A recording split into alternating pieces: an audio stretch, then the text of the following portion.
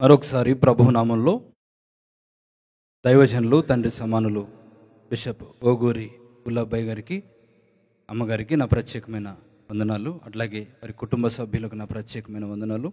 సహదాసులకి, committee వారికి కూడా నా ప్రత్యేకమైన వందనాలండి. అలాగే క్వైర్ వారికి కూడా నా ప్రత్యేకమైన వందనాలు. దేవుని మాటలు వినడానికి చేరి వచ్చిన మీ అందరికీ, ప్రతి ఒక్కరికి కూడా మరొకసారి నా హృదయపూర్వకమైన వందనాలు తెలియజేసుకుంటూ ఉన్నాను. చాలా సంతోషం. మరొకసారి దేవుడు మీతో కొన్ని విషయాలు మాట్లాడడానికి దేవుడు నాకు ఇచ్చిన అవకాశాన్ని బట్టి నేను ఎంతగానో దేవుని గనపరుస్తూ ఉన్నాను. మార్నింగ్ 2 యుద్ధాల గురించి మనం మాట్లాడుకున్నాం. గుర్తున్నాయా అండి? చెప్తారా? మొదటి యుద్ధం పేరు ప్రార్థన, రెండవ యుద్ధం పేరు పాప క్షమాపణ. ఈ 2 యుద్ధాల గురించి పరిశుద్ధ గ్రంథంలో మనం ఉదయకాలం కొన్ని విషయాలను చూసాం. అయితే ఈ సమయంలో మరొక 2 యుద్ధాల గురించి లేఖన భాగంలో నుంచి మనం ధ్యానం చేద్దాం. 3వ యుద్ధం పేరు ధైర్యం. 3వ యుద్ధం పేరు ధైర్యం. ఎందుకంటే ఇది ఇవాళ రోజున చాలా అవసరం. ఒక మనిషి గెలవకపోయినా ఓడిపోకుండా కాపాడేది ఏంటంటే ధైర్యం. అడవిలో ఎన్నో జీవరాశులు ఉన్నప్పటికీ కూడా అడవికి రాజు సింహమే అని పిలుస్తారు. దానికి గల కారణం ఏంటంటే, సింహానికి ఎదురుగా ఏ జీవి వచ్చినా కూడా, అది ఎంత పెద్దదైనా కూడా, దీని దృష్టిలో కనపడేది ఏంటంటే అది నాకు ఆహారం. అది ఆ ఉద్దేశంతోనే చూస్తుంది. ఆ ధైర్యమే దానికి ఆ స్థితిని తీసుకొచ్చింది. మనం ఉన్న జీవితంలో, మన జీవిత కాలంలో, మన పరిస్థితులలో మనం నిలదొక్కుకోవడానికి, ఎత్తుకు వెళ్ళడానికి, ఉన్న స్థితి నుంచి ఉన్నతమైన స్థితికి చేరడానికి ప్రతి మనిషికి ధైర్యం అనేది జీవితంలో చాలా చాలా చాలా అవసరం. ఇది దేవుని ద్వారా సంక్రమిస్తే, దేవుని ద్వారా మనం పొందుకుంటే మనల్ని ఆపగలిగే శక్తి భూమి మీద ఎక్కడా ఉండదు. ఈ ధైర్యాన్ని దేవుడు మనలో నింపడానికి కూడా కొన్ని ప్రతికూల పరిస్థితులను తీసుకొస్తాడు. ఒక చిన్న ఎగ్జాంపుల్ చెప్తాను. ఒక రాజుగారు ఒక పక్షిని 1,00,000 రూపాయలు పెట్టి కొనుక్కొచ్చాడు. కొనుక్కొచ్చి ఇంటికాడ ఆయన పైన ఉద్యానవనంలో బాల్కనీలో పక్కన ఒక చెట్టు ఉంటే దాన్ని తీసుకొచ్చి, చాలా అందమైన పక్షి, దాన్ని తీసుకొచ్చి ఆ చెట్టు మీద పెట్టాడు. ఆయన చూస్తూ ఉన్నాడు, అది అలాగే చెట్టు మీద అలా కనపడుతూ ఉంది. ఆయన అనుకున్నాడు, ఇది రెక్కలు విప్పి పైకి ఎగిరితే చూద్దాం అనుకున్నాడు. కానీ అది ఎగరట్లా, దానికి అలవాట్లేదు. అది ఆ కొమ్మ మీద అలాగే ఉంది. ఎప్పటికీ అది ఎగరట్లేదు. రాజుగారికి చాలా బోరు కొట్టింది, చాలా అసహనం వచ్చింది. అరే, ఇంత ఖరీదు పెట్టి ఈ పక్షిని కొన్నాను నేను, ఇది పైకి ఎగరట్లేదు, ఇది ఎగిరితే బాగుండని ప్రయత్నం చేశాను కానీ ఎగరట్లేదు అని చెప్పి రాజ్యంలో దండోరా వేయించాడు. ఎవరైతే ఈ పక్షిని పైకి ఎగిరేలాగా చేస్తారో, నేను 1,00,000 రూపాయలు పెట్టి పక్షిని కొన్నాను, వారికి 1,00,000 రూపాయలు ఇస్తానన్నాడు. ఎందుకంటే ఈ రాజుగారు చేయాల్సిన ప్రయత్నాలన్నీ చేశాడు, అది ఎగరట్లేదు. ఇప్పుడు వచ్చారు, చాలామంది వచ్చారు, చాలా రకాల ప్రయత్నాలు చేశారు. కొందరు గింజలు తీసుకొచ్చేసారు, కొంతమంది వేరే పక్షులను తీసుకొచ్చారు, కొంతమంది దాన్ని బెదిరించారు. ఏదో జరిగింది. ఏమి జరిగినా కూడా అది ఏ కొమ్మ మీద అయితే ఉందో అక్కడే ఉంది, వెళ్ళట్లేదు. ఈలోపు ఒకడు గొడ్డలు తీసుకొచ్చి రాజుగారు అన్నాడు, ఎరా చంపేతావా, అది ఎగరట్లేదని చంపేతావా, అంత పని చేయబాకంటే, లేదు లేదు నేను చేసేది మీరు చూడండి అని ఆ మనిషి తీసుకొచ్చి, ఆ మనిషి వచ్చి గొడ్డలను తీసుకొచ్చి పక్షినేమి చేయాల, అది ఏ కొమ్మ మీద అయితే ఉందో ఆ కొమ్మను నరికేసి, అంటే దానికి ఉన్న ఆధారాన్ని తీసేశాడు. ఇప్పుడు ఏం చేస్తుంది? అది ఖచ్చితంగా ఎత్తుకు ఎగురుతుంది కదా. ఇదే మన జీవితంలోనూ జరిగేది. దేవుణ్ణి నమ్ముకున్నా అయ్యో ఉన్న ఆధారం పోయిందే అని బాధపడతాం ఒక్కొక్కసారి. అనుకున్నవి జరగవు, అనుకోనివి జరుగుతూ ఉంటాయి. మనం ఎలాగైతే ఊహిస్తామో ఆ స్థితిలో మనం వెళ్ళం. నమ్మిన తర్వాత కూడా ఉన్న ఆధారమే పోయినట్టుగా, దేవుణ్ణి నమ్మితే దేవుడు ఇంత క్రూరంగా ఎందుకు చేశాడు, నాకున్న ఆధారాన్ని కూడా దేవుడు తీసేశాడే అని ఆ పరిస్థితిలో మనం బాధపడతాం. కానీ కొంతకాలానికి ఓర్చుకుంటే ఏం తెలుస్తుందంటే, ఆ రోజున దేవుడు అలా చేయడమే మంచిది. ఆ రోజున ఆయన అలా చేశాడు కాబట్టి ఈ రోజున ఈ స్థితిలో ఉంది. అది మనం రియలైజ్ అవ్వడానికి కాస్త టైం పడుతుంది. నిజముగా దేవుడు ఒక మనిషిని ఆశీర్వదించదలిచినప్పుడు, ఒక కుటుంబాన్ని దేవుడు దీవించాలనుకున్నప్పుడు, ఒక వ్యక్తిని లేదంటే ఒక సంస్థని, ఒక సంఘాన్ని దేవుడు ఇంకా ఇంకా ఇంకా అంచెలంచెలుగా హెచ్చించాలనుకున్నప్పుడు, దేవుడు మన జీవితంలో చేసే పని ఏమిటంటే, ఒక్కొక్కసారి మనకున్న ఆధారాన్ని, మనకున్న సపోర్ట్ని దేవుడు తీసేస్తాడు. దాని అర్థం ఏంటంటే, మనం అంతకాలం అక్కడ సెటిల్ అయ్యాం, అది కాదు, ఇంకా ఎత్తుకు ఎగరాలి, ఇంకా ఉన్నత శిఖరాలు చేరాలి. జీవితంలో ఉన్నతమైన స్థానానికి వెళ్ళాలి. ఇది దేవుని ఉద్దేశం. ఎవరు మీరు బాగుపడాలని కోరుకున్నా కోరుకోకపోయినా మీరు ఆరాధించే ఈ దేవుడు నిత్యము కూడా ఆయన కోరుకునేది ఏమిటంటే, నా బిడ్డలు బాగుండాలి, బిడ్డలు ఫలించాలి, నన్ను నమ్మిన వారు ఆశీర్వదించబడాలి, అనేక మందికి ఆశీర్వాదకరంగా కనపడాలి. ఎందుకంటే మనం బహుగా ఫలించడం ద్వారా తండ్రి మహిమపరచబడతాడు. కాబట్టి దేవుడు ఏం చేస్తాడంటే, ఒక్కొక్కసారి మన పరిస్థితులను తారుమారు చేస్తాడు, వ్యతిరేకంగా మారతాయి. 2 కేటగిరీల మనుషులు ఉంటారు. ఒకటేంటంటే, ఎందుకు చేశాడు దేవుడు ఎలా అని దేవుని మీద నింద చేసేవారు ఉంటారు, సంఘాన్ని విడిచిపెట్టి వెళ్ళిపోయే వాళ్ళు ఉంటారు, లేదంటే దేవుణ్ణే వదిలేసేవారు ఉంటారు, లోకంలో కలిసిపోయేవారు ఉంటారు. 2వ రకమైన మనుషులు ఉంటారు, మరి ఏ పరిస్థితుల్లో అయినా కూడా దేవుణ్ణి వదిలిపెట్టరు. ఉన్న ఆధారమే పోయినా, ఏమి కోల్పోయినా కూడా దేవుణ్ణి ఎంత మాత్రము వారు విడిచిపెట్టరు. అలాంటి జీవన విధానాన్ని ప్రతి క్రైస్తవురాలు అలవాటు చేసుకోవాలి. అయితే దేవుడు ఇలాంటి ఆధారాలను తీసేసినప్పుడు, మనం ఏదైతే కలిగి ఉన్నామో దేవుడు దాన్ని తీసేసినప్పుడు ఖచ్చితంగా మనిషికి భయం వేస్తుంది. తన గురించి కాకపోయినా తన కుటుంబం గురించి, పిల్లల భవిష్యత్తు ఏమవుతుంది, అమ్మా నాన్న ఏమవుతారు, నన్ను నమ్ముకున్న వారు ఏమవుతారు, నా మీద ఆధారపడిన వారి జీవితాలు ఏమవుతాయి, ఇలా రకరకాల భయాల మధ్యలో మనుషుల జీవితం అలా వెళుతూ ఉంటుంది. లేఖనం ఉంటుంది, శ్రమ దినమున నీవు కృంగిపోతే చేతగానే వైపుతావు. ఆ పరిస్థితుల్లోనే మనకు కావలసింది ధైర్యం.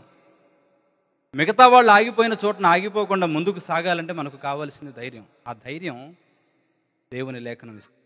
నీతిమంతుడు సింహము వలె ధైర్యంగా ఉంటాడు.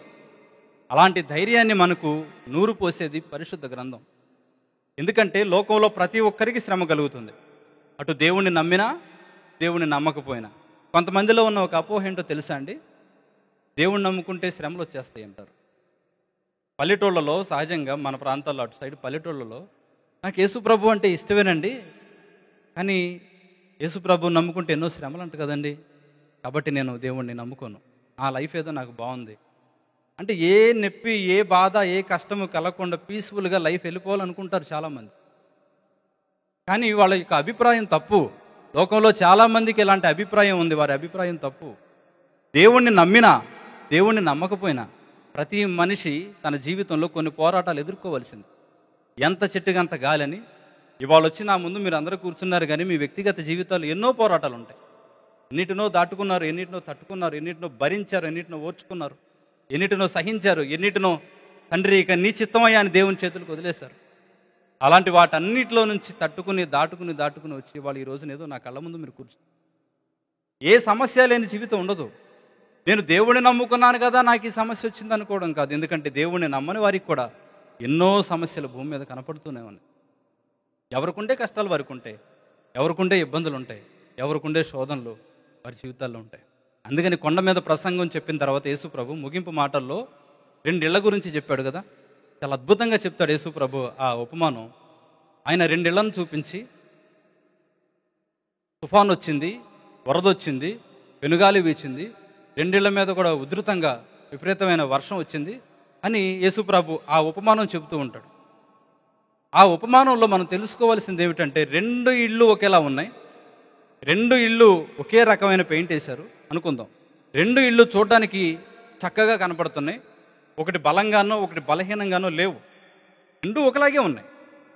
అసలు వంక పెట్టడానికి ఏమీ లేదు. అన్నదమ్ములు కట్టుకుంటారు చూసారా ఇల్లు, 2 సేమ్ ఒకలాగే ఉంటాయి. ఏదో ఎక్కడో తమ్ముడు ఇల్లు ఏదన్నా కొంతమందికి సెంటిమెంట్ ఉంటే పైన కొంచెం అన్న ఇంటి మీద 1 సెంటీమీటర్ 1 అంగుళం తగ్గిస్తారు, అంటే అన్న కొంచెం ఎత్తులో ఉండాలని. ఇలాంటి భావజాలం ఉంటుంది సహజంగా. అక్కడ ఆ తేడా కూడా లేదు, 2 సేమ్ ఒకలాగే కనపడుతున్నాయి. ఇప్పుడు వరద వచ్చింది. యేసు ప్రభు చెప్పిన మాటల్లో ఆ పెను తుఫాను గాలి ఒక ఇంటి మీదకి రాలేదు, 2 ఇళ్ల మీదకి వచ్చింది. 2 ఇళ్ల మీదకి సమస్య వచ్చింది. అప్పుడు జనాలందరూ చూస్తూ ఉండగా ఒక ఇల్లు అలా కూలిపోయింది. అప్పుడు అందరి దృష్టి దేని మీద పడద్దండి? ఖచ్చితంగా 2వ ఇంటి మీద పడద్దు. వాళ్ళ ఉద్దేశాలు ఏంటి? అక్కడ ఉన్న వారందరి ఉద్దేశం ఏమవుతుంది? ఇది కూలిపోయింది కదా, నెక్స్ట్ అది కూలిపోయింది. చూస్తూనే ఉన్నారు, వరద పెరుగుతూనే ఉంది, ఉధృతంగా ప్రవహిస్తూ ఉంది, తుఫాన్ వస్తుంది, గాలులు వీస్తూ ఉన్నాయి. ఈ కూలిపోయిన ఇల్లు ఆ నీళ్ళలో ప్రవాహంలో కొట్టుకెళ్ళిపోయింది, కానీ ఆ ఇల్లు అలాగే ఉంది. ఇంకా ఉధృతంగా పెరిగాయి, అయినా ఇల్లు అలాగే ఉంది. లోకమంతా ఇంటిని చూస్తూ ఉంది. కాసేపటికి మెల్లిమెల్లిగా గాలులు తగ్గాయి, వర్షం తగ్గింది. ఆ ఉధృత తగ్గింది. మొత్తం పరిస్థితులన్నీ చక్కబడ్డాయి. ప్రశాంతమైన వాతావరణం కనబడుతుంది. అయినా ఇల్లు చెక్కు చెదరకుండా అలాగే ఉంది. ఇప్పుడు వెళ్ళి చూస్తే తేలిన ఫలితార్థం ఏంటంటే, రెండూ ఒకప్పుడు చూడడానికి ఒకేలాగా ఉన్న, ఒకటి ఇసుక మీద ఉంది, ఒకటి బండ మీద ఉంది. అంటే ఇక్కడ యేసు ప్రభు చెప్పిన గొప్ప విషయం ఏమిటంటే, నువ్వు దేవుణ్ణి నమ్మినా శ్రమ వస్తుంది, దేవుణ్ణి నమ్మకపోయినా శ్రమ వస్తుంది. నమ్మిన వారికి నమ్మని వారికి ఆకలిస్తుంది కదండి. కాబట్టి శ్రమలు అందరికీ ఉంటాయి. మరి ఎందుకు నమ్మాలి? ఎందుకు నమ్మాలి అంటే, సమస్య వచ్చినప్పుడు, ఒక శోధన ఎదురైనప్పుడు, మన శక్తికి మించి, మన జీవితానికి మించి పరిస్థితులు మన మీద దాడి చేసినప్పుడు, ఇసుకలో కట్టబడిన ఇల్లు వల్ల అనేక మంది, వేల మంది మన పక్కన కూలిపోయినా కూడా చెక్కు చెదరని విశ్వాసంతో మనం నిలబడగలుగుతాం. దేవుని నామానికి స్తోత్రం కలుగును గాక. అందుకు దేవుని మీద మన జీవితాన్ని కట్టుకోవాలి. అందుకు క్రీస్తు అనే బలమైన పునాది మీద మన బ్రతుకును మనం నిర్మించుకోగలగాలి. సమస్యలు అనేది అనివార్యం, అందరి జీవితాల్లో వస్తాయి. అయితే ఈ పరిస్థితుల్లో మనం కృంగిపోకుండా అనేక మందికి స్ఫూర్తిదాయకంగా, మాదిరికరంగా మన జీవితాలు ఉండాలి అంటే, మనం అక్కడ చేయాల్సిన పని ఏమిటంటే, కాస్త ధైర్యం మన జీవితాల్లో కావాలి. నేను మార్నింగ్ మీతో చెప్పాను ఒక మాట, లేఖనంలో రాయబడిన ప్రతి విషయము యథార్థమే. 100% అది భూమి మీద జరిగిన విషయాలనే ఈ పరిశుద్ధ గ్రంథంలో రాయించడం జరిగింది. ఎందుకంటే మనుషుల పేర్లు మాత్రమే కాదు, ఆ సందర్భాలు జరిగిన ప్రదేశాలను కూడా పరిశుద్ధ గ్రంథం చాలా క్లియర్గా చెప్పింది. కాబట్టి ధైర్యాన్ని తెచ్చుకోవడానికి కావలసిన ఒక యుద్ధాన్ని మనం పరిశుద్ధ గ్రంథంలో నుంచి చూద్దాం. చూడండి, 1 సమూయేలు గ్రంథము 14వ అధ్యాయము. 1 సమూయేలు గ్రంథము 14వ అధ్యాయము 6వ వచనం నుంచి చదువుకుందాం. ఉమ్ ఉమ్ ఉమ్ ఉమ్ ఉమ్ ఉమ్ ఉమ్ అని ఉమ్ ఉమ్ ఉమ్ ఉమ్ ఉమ్ ఉమ్ అతనితో చెప్పాను. చాలండి. మనం చూసుకున్న ఈ సందర్భంలో ఒక భయంకరమైన యుద్ధం జరుగుతుంది. మామూలు యుద్ధం కాదు, చాలా భయంకరమైన యుద్ధం. బైబిల్లో కొంతమంది భక్తులు నిర్లక్ష్యం చేయబడ్డారు. ఎక్కువగా సౌలు గురించి ప్రస్తావిస్తూ ఉంటాము, దావీదు గురించి ప్రస్తావిస్తూ ఉంటాం. దాదాపుగా ఏంటంటే కొన్ని చోట్ల వీరిద్దరికి మధ్యలో మరొకడు ఉన్నాడు, ఒక ప్రముఖమైన వ్యక్తి. ఆ వ్యక్తి యోనాతాన్. దాదాపుగా క్రైస్తవ ప్రపంచంలో కొంతమంది భక్తుల పేరు నిర్లక్ష్యం చేయబడ్డాయి. లోతుగా ఆలోచిస్తే వారు గొప్ప భక్తులకి ఏమీ తీసుకోరు. చాలా బలమైన విశ్వాసం వారిలో కనబడుతుంది. ఇక్కడ యోనాతాన్ అనే ఒక వ్యక్తి కనబడుతూ ఉన్నాడు. నిజంగా ఇతనిలో ఉన్న ధైర్యాన్ని మనం చూస్తే, అసలు ఇతను ఎంత గొప్పవాడా, ఒక మనిషి దేవుణ్ణి నమ్మితే ఇంత నమ్మొచ్చా, ఇంతగా దేవుని మీద నమ్మకం పెట్టుకోవచ్చా అనిపిస్తూ ఉంటుంది. దీని నేపథ్యానికి వెళితే, దీని మూలాలకు వెళితే, ఇశ్రాయేలు ప్రజలందరూ ఒక రోజున పాస్టర్ గారు అయిన సమూయేలు దగ్గరికి వచ్చి, సర్వలోక మర్యాద చొప్పున మమ్మల్ని పరిపాలన చేయడానికి మాకు ఒక రాజు కావాలి అని ఇశ్రాయేలు ప్రజలందరూ కూడా ఒక ప్రపోజల్ పెడతారు. అప్పుడు సమూయేలు అంటాడు, ఎందుకురా, మనకు దేవుడే రాజుగా ఉన్నాడు కదా, అంత గొప్ప దేవుడే మనకు రాజుగా ఉన్నప్పుడు ఇంకా మనకి మనుషులతో పనేమి, వేరే రాజు మనకెందుకంటే, లేదు లేదు, అందరికీ ఉన్నారు, మనకి కావాలి, మాకు కావాలి అని అడిగేసరికి దేవుడు ఏమి చేశాడంటే, వెంటనే సమూయేలును పిలిచి, ఇశ్రాయేలు ప్రజల 12 గోత్రాల్లో చివరి గోత్రమైన బెన్యామీను గోత్రంలో కీషు కుమారుడైన సౌలుని దేవుడు రాజుగా అభిషేకించి, ఇశ్రాయేలు ప్రజలకి మొట్టమొదటి రాజు సౌలు. అతని జీవితం గురించి మనం ఆలోచన చేస్తే, సౌలు గురించి సహజంగా మాట్లాడుకునేది ఏమిటంటే, సౌలు జీవితం సరిగా లేదు, అతడు దేవునికి వ్యతిరేకమైన వ్యక్తి, దేవునికి ఇష్టం లేని వ్యక్తి. కాబట్టి దేవుడు అతన్ని తప్పించి అతని ప్లేసులో దావీదును పెట్టాడని చెప్పుకుంటూ ఉంటాం. ఇది వాస్తవమే కానీ సౌలు యొక్క ప్రారంభం అలా లేదండి. అతడు ప్రారంభ జీవితం చూస్తే ఎంతో గొప్పవాడు. తన విశ్వాస జీవితాన్ని చూస్తే చాలా అద్భుతమైన వ్యక్తి సౌలు. దేవుడు నిన్ను రాజుగా చేయాలనుకుంటున్నాడయ్యా అని సమూయేలు పాస్టర్ గారు చెప్పినప్పుడు ఈ సౌలు అంటాడు, అయ్యా నేనే పాటోడిని, నా జీవితం ఏ పాటిది, ఇశ్రాయేలు ప్రజల 12 గోత్రాల్లో చిట్ట చివరి గోత్రం కదన్నది, నా వంటి వాడు దీనికి తగుతాడయ్యా, నా వల్ల అవ్వదు కదా, నేనేం చేస్తానయ్యా, ఇంతమంది పెద్ద పెద్దోళ్ళు ఉన్నారు కదా, నేను కావాలా దేవునికి అని అడిగితే, లేదు లేదు, దేవుడు నిన్ను ఎంచుకున్నాడు. పిలిచి ఆ వ్యక్తిని, గాడిదలు పోయినాయని వచ్చిన ఆ వ్యక్తిని ఇశ్రాయేలు ప్రజల మీద మొట్టమొదటి రాజుగా దేవుడు చేశాడు. అంటే తన జీవితంలో ప్రారంభంలో చాలా తగ్గింపు ఉంది. ఎవరికి? సౌలుకి. తగ్గింపు ఉన్నంత కాలం మనిషి హెచ్చించబడతాడండి.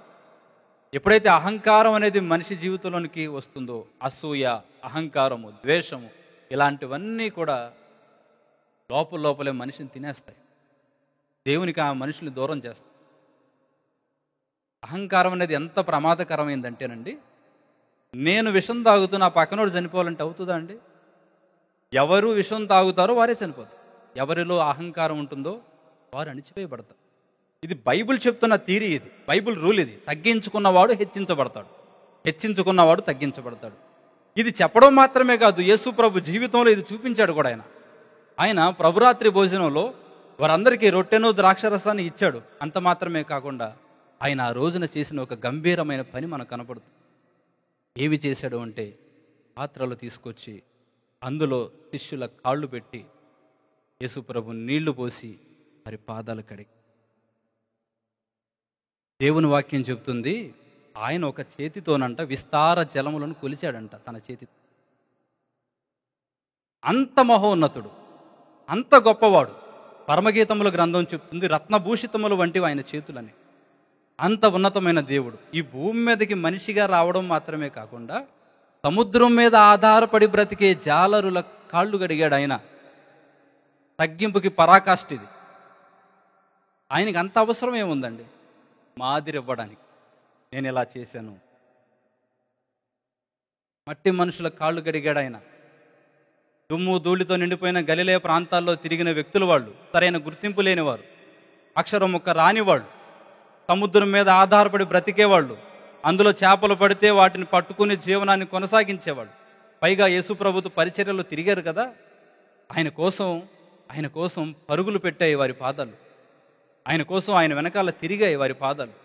ఎన్నో ప్రాంతాల్లో రాళ్ళు తగిలి, ముళ్ళు గుచ్చుకుని, రకరకాల గాయాలయ్యి, చూడ్డానికే చాలా అసహ్యంగా ఉన్నాయి శిష్యుల పాదాలు. అలాంటి వారందరినీ లైన్గా కూర్చోబెట్టి ఆయన చేసిన గొప్ప పని అందరి కాళ్ళు కడిగారు. ఇంకా ఆయన తగ్గింపుకున్న పరాకాష్ఠ ఏమిటంటే, అందరి కాళ్ళు కడుగుతున్న అదే లైన్లో ఆయనను అప్పగించిన యోధా కూడా ఉన్నాడు. ఎంత గొప్పవాడు మన ప్రభు అంటే, పేతురు కాళ్ళు ఎంత ఇష్టంగా కడిగాడో యోధా కాళ్ళు కూడా. అందుకు ఆయన దేవుడు. దేవునికి మహిమ కలుగును గాక. ఒక పని బయట చేయడం వేరు, మనసులో నుంచి చేయడం వేరు. నాకు ఇప్పుడు ఈ బ్రదర్ గారి మీద నాకు కోపం అనుకుందాం. సహజంగా నాకు అసలు ఎప్పుడు కోపం రాదు, జనరల్గా అనుకుందాం. ఆ బ్రదర్ గారి మీద నాకు కోపం ఉంది. ఆయన వాటర్ అడిగారు నన్ను, నాకు ఇష్టం లేదు ఇవ్వడం, అయినా కూడా నేను వాటర్ ఇచ్చాను. ఆయన వాటర్ తాగారు, దాహం. నాకు ఇష్టం లేకపోయినా నేను ఇచ్చాను, దాహం తీరింది. నేను ఇష్టపూర్వకంగా ఇచ్చినా కూడా దాహం తీరుతుంది. అంటే ఒక పని బయట చేయడం వేరు, అది లోపల నుంచి చేయడం వేరు. క్రైస్తవ్యం మనకు అలాంటి విలువలు నేర్పిస్తుంది. ప్రతి పని చిత్తశుద్ధితో చేయడం నేర్పిస్తుంది, అంకిత భావంతో చేయడం నేర్పిస్తుంది, మనస్ఫూర్తిగా యథార్థ హృదయంతో చేయడం నేర్పిస్తుంది. నాణ్యత అనే దానిని మన జీవితాలకు ఆపాదిస్తుంది క్రైస్తవ జీవితం అనేది. యేసు ప్రభు పేతురు కాళ్ళు ఎలా గడిగాడో యోధా దగ్గరికి వెళ్ళి యోధా కాళ్ళు కూడా అంతే ఇష్టంగా కడిగాడు. ఆయనలో ఉన్న తగ్గింపు, ఆయన అంత తగ్గించుకున్నాడు కాబట్టి ఈ లోకంలో అన్ని నామముల కంటే పైనామము యేసయ్య నామమే కదా. ఎంత గొప్ప వ్యక్తులైనా కూడా ప్రార్థన చేస్తే ఎవరి నామంలో చేయాలి? ఆయన నామంలోనే చేయాల్సి. ఎందుకంటే లోకంలో ఉన్న నామముల కంటే హెచ్చింపబడిన నామం అది. ఇప్పుడు ఈ సౌలు దగ్గరికి వద్దాం. ఇతని జీవితం అంతేనండి. ప్రారంభ దశలో నేనే పాటోణ్ణి, నా జీవితం ఎలాంటిది? ఇశ్రాయేలు ప్రజలు 12 గోత్రాల్లో చిట్ట చివరి గోత్రం బెన్యామీను గోత్రము. నేనే పాటోణ్ణయ్యా, నేను రాజు ఏమిటి అన్నాడు ఆయన. లేదు దేవుడు నిన్ను ఏర్పరుచుకున్నాడు అని చెప్పి అతన్ని రాజును చేశాడు. రాజైన తర్వాత నాహోషుతో యుద్ధం వచ్చింది. చాలా అద్భుతంగా యెహోవా ఆత్మ అతని మీదకి దిగిరాగా చాలా బలంగా యుద్ధం చేశాడు ఆయన. కొంతమందికి కొంత అభిప్రాయం కలిగింది, ఓకే ఇతను రాజుగా సెట్ అయ్యాడు, పర్వాలేదు, ఇతనితో ఉండొచ్చు మనం. ఆ తర్వాత కాలానికి వచ్చేసరికి ఫిలిస్తీన్లతో యుద్ధం వచ్చింది. ఇప్పుడు మనం ఏదైతే చదువుకున్నామో అది. ఫిలిస్తీన్లు అనేవారు ఇశ్రాయేలు ప్రజలకి దాదాపుగా శత్రువులు. అన్ని సందర్భాలలో, బైబిల్లో చాలా సందర్భాలలో ఈ ఫిలిస్తీన్లు ఇశ్రాయేలు ప్రజలతో యుద్ధం చేయడం మనం చూస్తూ ఉన్నాం. ఇప్పుడు ఈ ఫిలిస్తీన్లతో యుద్ధం వచ్చేసరికి చాలా మందికి ఉన్న ఆలోచన ఏమిటంటే, ఇతను కొత్తగా రాజయ్యాడు, వాళ్ళు ఎప్పటి నుంచో చాలా బలమైన వ్యక్తులు. కాబట్టి ఈయనను నమ్ముకుని మనం యుద్ధానికి వెళ్తే మనం ఓడిపోతాం అని చెప్పి ఫిలిస్తీన్లు యుద్ధానికి వస్తున్నప్పుడు ఇశ్రాయేలు ప్రజలు యుద్ధం చేసే వాళ్ళందరూ పారిపోయారు. వాళ్ళు ఎంత తెలివైన వాళ్ళంటే ఫిలిస్తీన్లు యుద్ధం చేయడానికి ముందుగానే వాళ్ళు చేసిన పని ఏమిటంటే వీళ్ళ ఆయుధ కర్మాగారాల మీద పడి ఇశ్రాయేలు ప్రజల దగ్గర ఉన్న ఆయుధాలన్నీ పట్టుకుపోయారు. ఇప్పుడు వీళ్ళలో ఎవరి దగ్గర ఆయుధాలు లేవు కాబట్టి యుద్ధం చేయలేరు. 1,00,000 మందికి పైగా శత్రువులు యుద్ధానికి సిద్ధంగా ఉన్నారు. ఇప్పుడు సౌలు మరి దేవుని బిడ్డ కదా, తర్వాత అంటే గొలియాతును చూసి భయపడ్డాడు. కానీ ఆనాడున్న భక్తి అలాంటిది కాదు. మొదట్లో ఎంత బలమైన వ్యక్తి సౌలు అంటే ఎంత గొప్ప వ్యక్తి అంటే ఆ రోజున సౌలు, సరే నాతో ఉండేవాళ్ళు ఉండండి, వెళ్ళిపోయేవాళ్ళు వెళ్ళిపోండి, నేనైతే యుద్ధం చేస్తా, దేవుడు నాకు తోడుగా ఉంటాడు. ఇది సౌలు యొక్క తీర్మానం. సౌలు యొక్క తీర్మానంతో ఆయన నేను యుద్ధానికి వెళ్తాను, నాతో వచ్చేవాళ్ళు రండి అని నిలబడ్డాడు. ఇశ్రాయేలు ప్రజలందరూ చెల్లా చెదురైపోయినా కొంతమంది దేవుణ్ణో సౌలునో అతని పూర్వ పరాక్రమాన్ని చూసి కొంతమంది చేరారు. ఎంతమంది ఉన్నారు అని లెక్క కడితే సౌలు, అతని కుమారుడైన యోనాతాను వీళ్లతో మొత్తం కలుపుకొని 600 మంది ఉన్నారండి. యథార్థం చెప్తున్నా నేను, భూమి మీద జరిగింది 600 మంది ఉన్నారు. ఈ 600 మంది ఫిలిస్తీన్ల మీదకి వెళ్ళి యుద్ధం చేయాలి. మరి అక్కడ యుద్ధానికి ఎంతమంది వచ్చారో తెలుసా అండి? 1,00,000కు పైగా. చూడండి అసలు ఈ సన్నివేశాన్ని మీరు ఊహించండి. 1,00,000కు పైగా శత్రువులు అటు ఉన్నారు, 600 మంది ఇక్కడ ఉన్నారు. ఈ 600 మంది వెళ్ళి 1,00,000 మందికి పైగా ఉన్న శత్రువుల మీద యుద్ధం చేయాలి. వీళ్ళందరూ సౌలుని నమ్మారు. సౌలేమో దేవుణ్ణి నమ్మాడు. నన్ను అభిషేకించిన వాడు నన్ను వదిలిపెట్టడు, ఆయన ఏదోటి చేస్తాడు అని వీళ్ళు యుద్ధానికి సిద్ధపడిపోయినారు. పైగా ఇందులో ట్విస్ట్ ఏంటంటే ఎవరి దగ్గర కూడా ఆయుధాలు లేవండి. ముందే ఆయుధాలన్నీ పట్టుకుపోయారు. సౌలు దగ్గర, అతని కుమారుడైన యోనాతాను దగ్గర మాత్రమే ఆయుధాలు ఉన్నాయి. మిగతా 598 మంది ఖాళీ చేతులతో నిలబడ్డారు. ఊహించండి, ఖాళీ చేతులతో నిలబడి 1,00,000 మంది మీదకి యుద్ధానికి వెళ్ళడానికి సిద్ధపడిపోయారంటే వాళ్ళ ధైర్యం చూడండి, సౌలు యొక్క ధైర్యం చూడండి. కానీ మనం చెప్పదలుచుకున్న విషయం సౌలు గురించి కాదండి, ఇక్కడ అతని కుమారుడైన యోనాతాను ధైర్యం అనే దానికి అతని జీవితం ఒక తార్కాణం. ఎందుకో తెలుసా అండి? ఈ 600 మంది సిద్ధంగా ఉన్నారు, యుద్ధానికి వెళ్ళాలి. సమూయేలు పాస్టర్ గారికి కౌరు పంపారు. పాస్టర్ గారు వచ్చి దహన బలులు అర్పించాలి, అర్పించిన తర్వాత యుద్ధానికి వెళ్ళాలి వీళ్ళు. అది రూల్, అది ప్రారంభం నుంచి వస్తున్న రూల్. వీళ్ళు పాస్టర్ గారి కోసం ఎదురు చూస్తూ ఉన్నారు. టైం చాలా అవుతుంది, శత్రువులు సిద్ధంగా ఉన్నారు. ఈలోపు సౌలు కుమారుడైన యోనాతానికి ఏమనిపించిందో కానీ అతను దండులో నుంచి పక్కకెళ్ళి తన ఆయుధాలు మోసేవాడిని తన అసిస్టెంట్ని అలా పిలిచాడు. వెళ్ళగానే, అరే నా వెనకాల వచ్చి మనిద్దరం యుద్ధానికి వెళ్ళిపోదాం అంటాడు. వాడికి ఏం అర్థం కాదు. నా వెనకాల వచ్చేసి మనిద్దరం యుద్ధానికి వెళ్ళిపోదాం. ఎందుకంటే రాజకుమారులకి రాజులకి సహజంగా ఆయుధాలు మోసేవాళ్ళు ఉంటారు పక్కన, అది రూల్. లేదంటే ఈయన ఒక్కడే వెళ్ళిపోయేవాడు. ఆయుధాలు మోసేవాడు కావాలి కాబట్టి అతను పిలిచి మన ఇద్దరం యుద్ధానికి వెళ్ళిపోదాం వచ్చి అని పిలుస్తాడు. వాడు ఆశ్చర్యంగా చూస్తాడు. ఎందుకంటే 600 మందే వెళ్ళి 1,00,000 మందికి పైగా ఉన్న శత్రువుల మీద యుద్ధం చేయాలంటే అసాధ్యం. ఒక్కడెళ్ళి ఏం చేస్తాడండి? వారికి షేక్ హ్యాండ్ ఇవ్వడానికి సంవత్సరం పడుతుంది కదా ఒక్కొక్కరికి. 1,00,000 మందికి పైగా ఉన్న శత్రువుల మీదకి వెళ్ళి ఒక్కడు యోనాతాన్ అనే ఒక్కడు ఏం చేయగలడు అసలు? అదే అనుమానంతో ఆయుధాలు మోసేవాడు చూస్తూ ఉంటాడు. అప్పుడు అంటాడు ఒక బలమైన మాట ఆ వీరుడు. ఏమంటాడో తెలుసా? అక్కడున్న మాటలు మనం చదువుకున్నది వాడుక భాషలో చెప్తున్నా నేను. ఆయన ఏమంటాడంటే ఆయుధాలు మోసేవాడితో, ఒరే దేవుడు మనం గెలవకూడదు అనుకుంటే, మనం ఫిలిస్తీన్ల చేతిలో మనం ఓడిపోవాలని దేవుడు అనుకుంటే, మనం అక్కడికి వెళ్ళినా ఓడిపోతాం, ఇక్కడున్నా ఓడిపోతాం. దాన్ని ఎవడో మార్చలేడు. లేదు, దేవుడు మనల్ని గెలిపించాలని ఆయన అనుకున్నాడా? ఈ రోజున ఫిలిస్తీన్లను ఇశ్రాయేలు ప్రజలు జయించాలని దేవుడు అనుకున్నాడా? అక్కడ ఎంతమంది ఉన్నా నాకు అనవసరం, ఎందుకంటే ఆయన గెలిపిస్తాడు.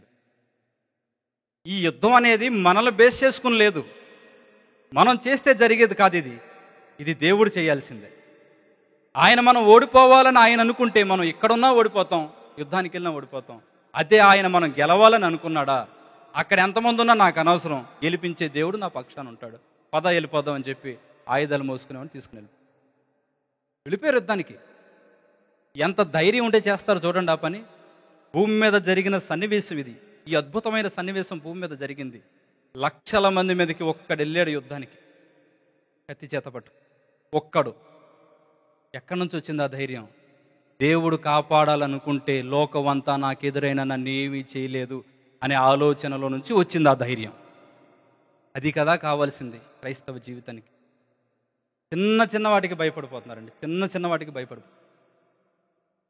ఆవిడ వచ్చి ఇంకొక ఆవిడ దగ్గర కడుపు నొప్పిగా ఉంది, నాకు కొంచెం తేడాగా ఉంది, ప్రార్థన చేయంటే, అవునా మొన్న వారం క్రితం పలానా సందులో పలానా ఆవిడ కూడా ఇలాగే తేడా వచ్చింది, 3 రోజులు హాస్పిటల్లో పెట్టిన తర్వాత చచ్చిపోయిందిగా. చెప్పగానే ఈవిడేమవుద్ది, ఇప్పుడే చచ్చి. అంతే కదండి. చిన్న చిన్న వాటికి భయం. భయాల మధ్యలో మనిషి జీవితం వాళ్ళు కొనసాగుతుంది. దేవుడు అలా చూడడానికి ఇష్టపడ్డాడండి మనల్ని. దేవుడు అలా మనల్ని చూడడానికి ఇష్టపడ్డాడు. మనల్ని చూసిన ప్రతిసారి దేవునికి గర్వం కలగాలి, ఇలాంటి బిడ్డను నేను కలిగి ఉన్నందుకు. ఎన్ని పోరాటాలైనా కూడా చెక్కు చెదరని విశ్వాసంతో స్థిరంగా బండ మీద కట్టబడిన ఇల్లు వలె మనం నిలబడితే మనల్ని చూసి మన దేవుడు గర్వపడాలి. వీడి కోసం నేను ఒక రోజున ప్రాణం పెట్టాను, దానికి వెల చెల్లించాడు వీడు. ఇలాంటి వాడి కోసం, ఇలాంటి స్త్రీ కోసం నేను ప్రాణం పెట్టినా తప్పులేదు అని మన ప్రభువుకి అనిపించాలి. అంత గొప్ప జీవితాన్ని జీవించాలి. అలా జీవించాడు. మాటలు కాదు కదండి, అసలు తన మనసును చూడండి మీరు. ఎలాంటి తీర్మానాలు, ఎలాంటి బలమైన నిర్ణయాలు. మనిషి బయటికి కనపడేది ఒకటి, వ్యక్తిగత జీవితం ఒకటి కదా. సహజంగా ప్రతి మనిషి కూడా ప్రతిరోజు కూడా కొన్ని వేల ఆలోచనలు పుడతాయి. 20 నుంచి 60 వేల ఆలోచనలు పుడతాయంట ప్రతి మనిషికి ఎవ్రీడే. అలాగా ఆ రోజున యోనాతాను జీవితంలో నేను అనుకుంటాను ఒక్కటే ఆలోచన, దేవుడు గెలిపించాలనుకుంటే ఎక్కడున్నా గెలుస్తాం, ఎంతమంది ఉన్నా గెలుస్తాం. శత్రువు ఎంత పెద్దోడైనా మనకు అనవసరం, ఎందుకంటే శత్రువు కంటే పెద్దవాడు నా దేవుడు. ఈ తీర్మానంతో వెళ్ళిపోయాడండి యుద్ధానికి. లక్షల మంది మీదకి ఒక్కడు ఆయుధాలు మోసేవాడిని తీసుకుని వెళ్ళిపోయాడు. వెళ్ళగానే ఒక 20 మంది కనపడ్డారు ఎదురుగా. ఒక 20 మంది కనపడితే వాళ్ళ ప్రాంతానికి వెళ్ళి వరుస పెట్టి 20 మందిని ఈయన కొడతా ఉన్నాడు, వెనకాల కత్తితో ఆయన పొడుస్తూ ఉన్నాడు. చచ్చిపోయారు 20 మంది. ఒక్కొక్క దెబ్బ కొడుతూ ఉంటే యోనాతాను ఒక్కొక్కడు పడిపోతున్నాడు అవతల. వెనకాల ఆయుధాలు మోసేవాడు కత్తి చేత వాడిని హతం చేస్తున్నాడు. ఇలా 20 మందిని చంపేశారు అంతే. ఇప్పుడు 20 మందిని చంపగానే అదిగో శత్రువులు వచ్చేసారు, ఇశ్రాయేలు ప్రజలు వచ్చేసారు, పదండి యుద్ధం చేద్దామని చెప్పి లక్షల మంది పరిగెత్తుకుంటూ వస్తున్నారు ఒకరిని చంపడానికి. కానీ వారికి కనపడని విషయం ఏమిటంటే, అటు లక్షల మంది ఉన్నారు, ఇటు ఒక్కడే ఉన్నాడు. ఆ లక్షల మందికి ఇటున్న ఈ ఒక్కడికి మధ్యలో దేవుడు ఉన్నాడు. దేవునికి మహిమ కలుగును గాక. ఆయనను నమ్ముకుని మనం నిజంగా జీవితంలో ఒక బలమైన అడుగు మనం వేస్తే పరలోకం నుంచి మన కోసం దిగొచ్చే అంత ప్రేమ ఆయనకుంది. ఆ రోజున యోనాతాను గట్స్ చూడండి, ఒక్కడు వెళ్ళిపోయాడు యుద్ధానికి. ఆయన మనసులో ఉన్న ఆలోచనల్లో ఒకటే, దేవుడు గెలిపించాలనుకుంటే ఎక్కడున్నా మనం గెలుస్తాం. 20 మందిని చంపగానే అయిపోయింది ఆయన యుద్ధం. ఆయన యుద్ధం అక్కడతో అయిపోయింది. ఇప్పుడు 20 మందిని చంపాడు. వాళ్ళందరూ లక్షల మంది పరిగెత్తుకుంటూ వస్తున్నారు, కత్తి చేత పట్టుకుని వస్తున్నారు చంపేయడానికి. ఒకరిని చంపేయడానికి వస్తున్నప్పుడు దేవుడు జోక్యం చేసుకున్నాడు. దేవుడు జోక్యం చేసుకుని భయంకరమైన ప్రళయాన్ని సృష్టించాడు. వారందరినీ తారుమారు చేశాడు, పిడుగులు రప్పించాడు. ప్రకృతి అంతా ఆయన ఆధీనంలో ఉంటుంది కదా. అక్కడున్న పరిస్థితులన్నీ గందరగోళంగా మార్చేశాడు. ఏం జరిగిందో తెలియదు కానీ చూస్తూ ఉండగానే లక్షల మంది ఒకరిని ఒకరు పొడుచుకుని యుద్ధభూమిలో చచ్చిపోయారు. బైబిల్లో ఉన్న యుద్ధాలు ఇవన్నీ కూడా వాస్తవంగా జరిగినవి. ఇవన్నీ ఒకరినొకరు పొడుచుకుని లక్షల మంది ఇతని ముందు చనిపోతూ ఉన్నారు. యుద్ధభూమిలో యోనాతాను అలా నిలబడ్డాడు. చుట్టూరు వచ్చిన శత్రువులందరూ వారిని వారే పొడుచుకుని చచ్చిపోతున్నారు. మిగతా వాళ్ళు చెల్లా చెదురులుగా పరుగులు పెడుతూ ఉన్నారు, కేకలేస్తున్నారు. పెద్ద పెద్ద భయంకరంగా ఆర్తనాదాలు వినబడుతూ ఉన్నాయి. అయితే ఈ ఆర్తనాదాలన్నీ ఎక్కడికి వెళ్ళినాయి తెలుసా?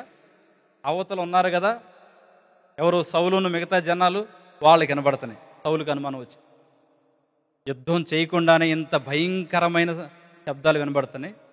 ఒక భయంకరమైన యుద్ధం జరిగితే ఎలాంటి వాతావరణం ఉంటుందో అలాంటిది ఏదో అక్కడ జరుగుతుంది. ఏదో ప్రళయమే అక్కడ సంభవించినట్టుంది. ఒక గొప్ప యుద్ధం అక్కడ జరుగుతుంది. ఎవరో గొప్ప యుద్ధాన్ని అక్కడ చేస్తున్నారు. అసలు మనం వెళ్ళలేదు కదా, అక్కడ ఏం జరుగుతుంది, మన వాళ్ళందరూ ఉన్నారా ఒక్కసారి లెక్క పెట్టండి అన్నాడు సౌలు. వెంటనే ఒకడు వచ్చి లెక్క పెట్టాడు. లెక్క పెట్టాయా, 598 మంది ఉన్నారయ్యా. మనం అంతకుముందు 600 మంది ఉండాలి. అవునా? మరి ఆ ఇద్దరెవరో, దండులో నుంచి బయటికి వెళ్ళిపోయిన ఇద్దరెవరో? ఎవరో కాదయ్యా, ఒకటి నీ కుమారుడు, రెండవది అతని ఆయుధాలు మోసి. ఈ ఇద్దరు దండులో నుంచి బయలుదేరి అక్కడికి వెళితే అంత వధ ఎలా జరుగుతుంది? అంత భయంకరమైన శబ్దాలు ఎలా వినబడుతున్నాయి? అంత భయంకరమైన పోరాటం ఏం జరుగుతుంది? పదండి చూద్దామని చెప్పి ఈ 598 మంది పరిగెత్తుకుంటూ వెళ్ళారు అక్కడికి, యుద్ధ భూమిలోనికి వెళ్ళి చూసేసరికి ఏముంది? సౌలుకి ఆశ్చర్యం కలిగింది. నోరు తెరిచి అలా చూస్తూ ఉన్నాడు. నోరు తెరిచి అలా చూస్తూ యోనాతాను దగ్గరికి వచ్చి, ఏమైందిరా? నా కుమారుడా యోనాతాన, దండులో నుంచి నువ్వు వచ్చేసావు, వస్తే వచ్చావు, ఇంత వధ జరిగింది ఏమిటి? ఈ లక్షల మందిని ఎవరు హతమార్చి? దీనంతటికి కారణం ఏంటి? ఇంత ధైర్యం నీకు ఎక్కడి నుంచి వచ్చింది? ఏం జరిగింది చెప్పయ్యా అంటే యోనాతాన్ అంటాడు, అన్న తండ్రి, అక్కడున్న సందర్భాలు మన వాడుక భాషలో చెప్తున్నాను, తండ్రి దేవుని మీద ఆధారపడి నేను యుద్ధానికి వచ్చేసాను. యుద్ధానికి వచ్చేసిన తర్వాత ఒక 20 మందిని చంపాను. 20 మందిని చంపడంతో నా యుద్ధం ముగిసి, నా యుద్ధం అయిపోయింది. మరి 20 మందిని చంపగానే నీ యుద్ధం అయిపోతే ఎంతమందిని ఎవరు చంపారు? ఈ లక్షల మంది చనిపోవడానికి గల కారణం ఏంటి? అన్న, నా యుద్ధం అయిపోయిన తర్వాత సైన్యములకు అధిపతి అయిన యెహోవా యుద్ధం చేయడం ప్రారంభించాడు అన్న. దేవుని నామానికి స్తోత్రం కలుగును గాక. మనమేదో అనుకుంటున్నాం కానీ యుద్ధం నీది కాదు, యుద్ధం నాది కాదు, యుద్ధం యెహోవాది. కొట్టండి గట్టిగా చప్పట్లు దేవుని నామం. ఒక్కడెళ్ళి 1,00,000 మందికి సమాధానం చెప్పాడు. ఇశ్రాయేలు ప్రజల పొలిమేరల్లో విజయ పతాకాలు ఎగిరాయి. కారణం ఏంటంటే అతనిలో ఉన్న ధైర్యం. మనిషి పైరూపానికి ఎలాగైనా కనపడవచ్చండి, లోపల ఉన్న విషయాన్ని బట్టి అతని జీవితం అనేది ఆధారపడి. ఇలాంటి భక్తులు మనకి ఏవి నేర్పుతున్నారంటే, మనం ఎదుర్కొనే సమస్య మన జీవితానికి మించిందైనా కూడా, అది ఎంత పెద్దదైనా కూడా మీరు ధైర్యంగా దేవుణ్ణి ఆధారం చేసుకుని ముందుకు వెళ్ళిపోండి. మీకోసం అన్నీ చేయగలిగిన దేవుడు ఉన్నాడు. ఈయన ఏదైనా చేస్తాడు, ఎలాంటి పరిస్థితులనైనా ఈయన మారుస్తాడు. గుర్తుపెట్టుకోండి, లోకమంతా మనకు వ్యతిరేకమైన, లోకమంతా మనకు వ్యతిరేకంగా నిలిచిన దేవుడొక్కడు మన పక్షాన ఉంటే చాలు, సర్వసృష్టి మన పాదాల దగ్గర ఉన్నట్టు. అందుకనే మనం ఏమి కలిగి ఉన్నాం, మా ఇంట్లో అవి ఉన్నాయా, మాకు కార్లు ఉన్నాయా, ఇవి ఉన్నాయా, ఇవన్నీ కాదు. జనరల్గా ఇవన్నీ చూసుకుంటారు మనుషులు. అది కొంతవరకే. అసలైనది ఏంటో తెలుసా అండి?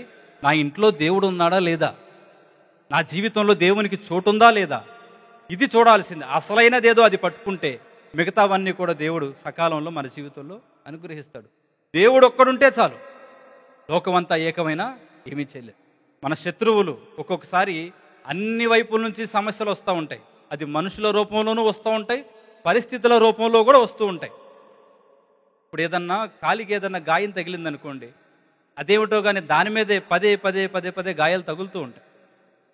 మరి అది ఎందుకు యాదృచ్ఛికంగా జరుగుతుందో, మరి ఎందుకు జరుగుతుందో తెలియదు. అలాగే జీవితంలో కూడా ఏదైనా గాయపడితే మనిషి దాని చుట్టూరు కొన్ని పరిస్థితులు అలుముకుని ఇంకా ఇంకా ఇంకా ఆ మనిషిని దిగజార్చడానికి పరిస్థితులన్నీ కూడా ప్రయత్నం చేస్తున్నట్టే ఉంటాయి.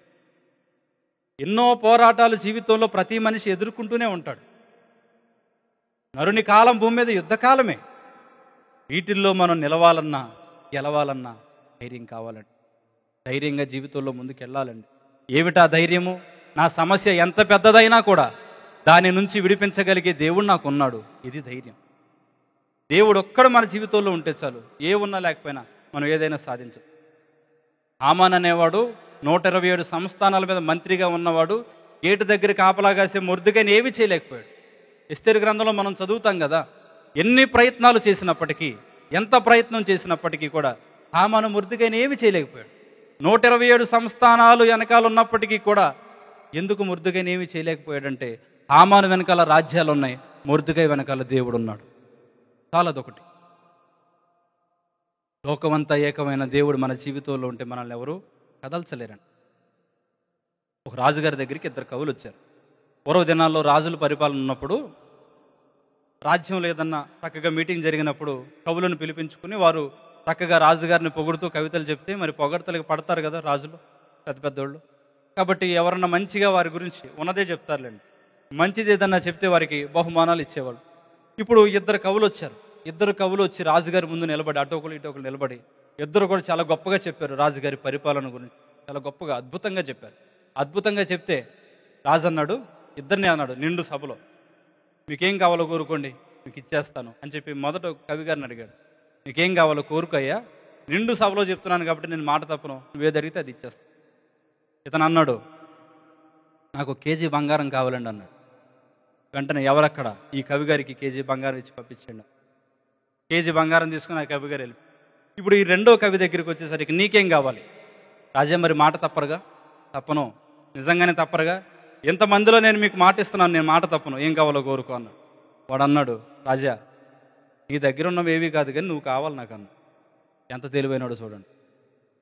నన్నేం చేసుకుంటారా? లేదు లేదు, మీరు కావాలి రాజుగారు నాకు. నేను ఎక్కడుంటే మీరు అక్కడ ఉండాలి, నాతో పాటు మీరు ఉండాలి. సరే, దాని లోతుపాట్లు ఫస్ట్ అర్థం కాలేదు కానీ రాజుగారికి మెల్లిమెల్లిగా అర్థమయ్యాయి.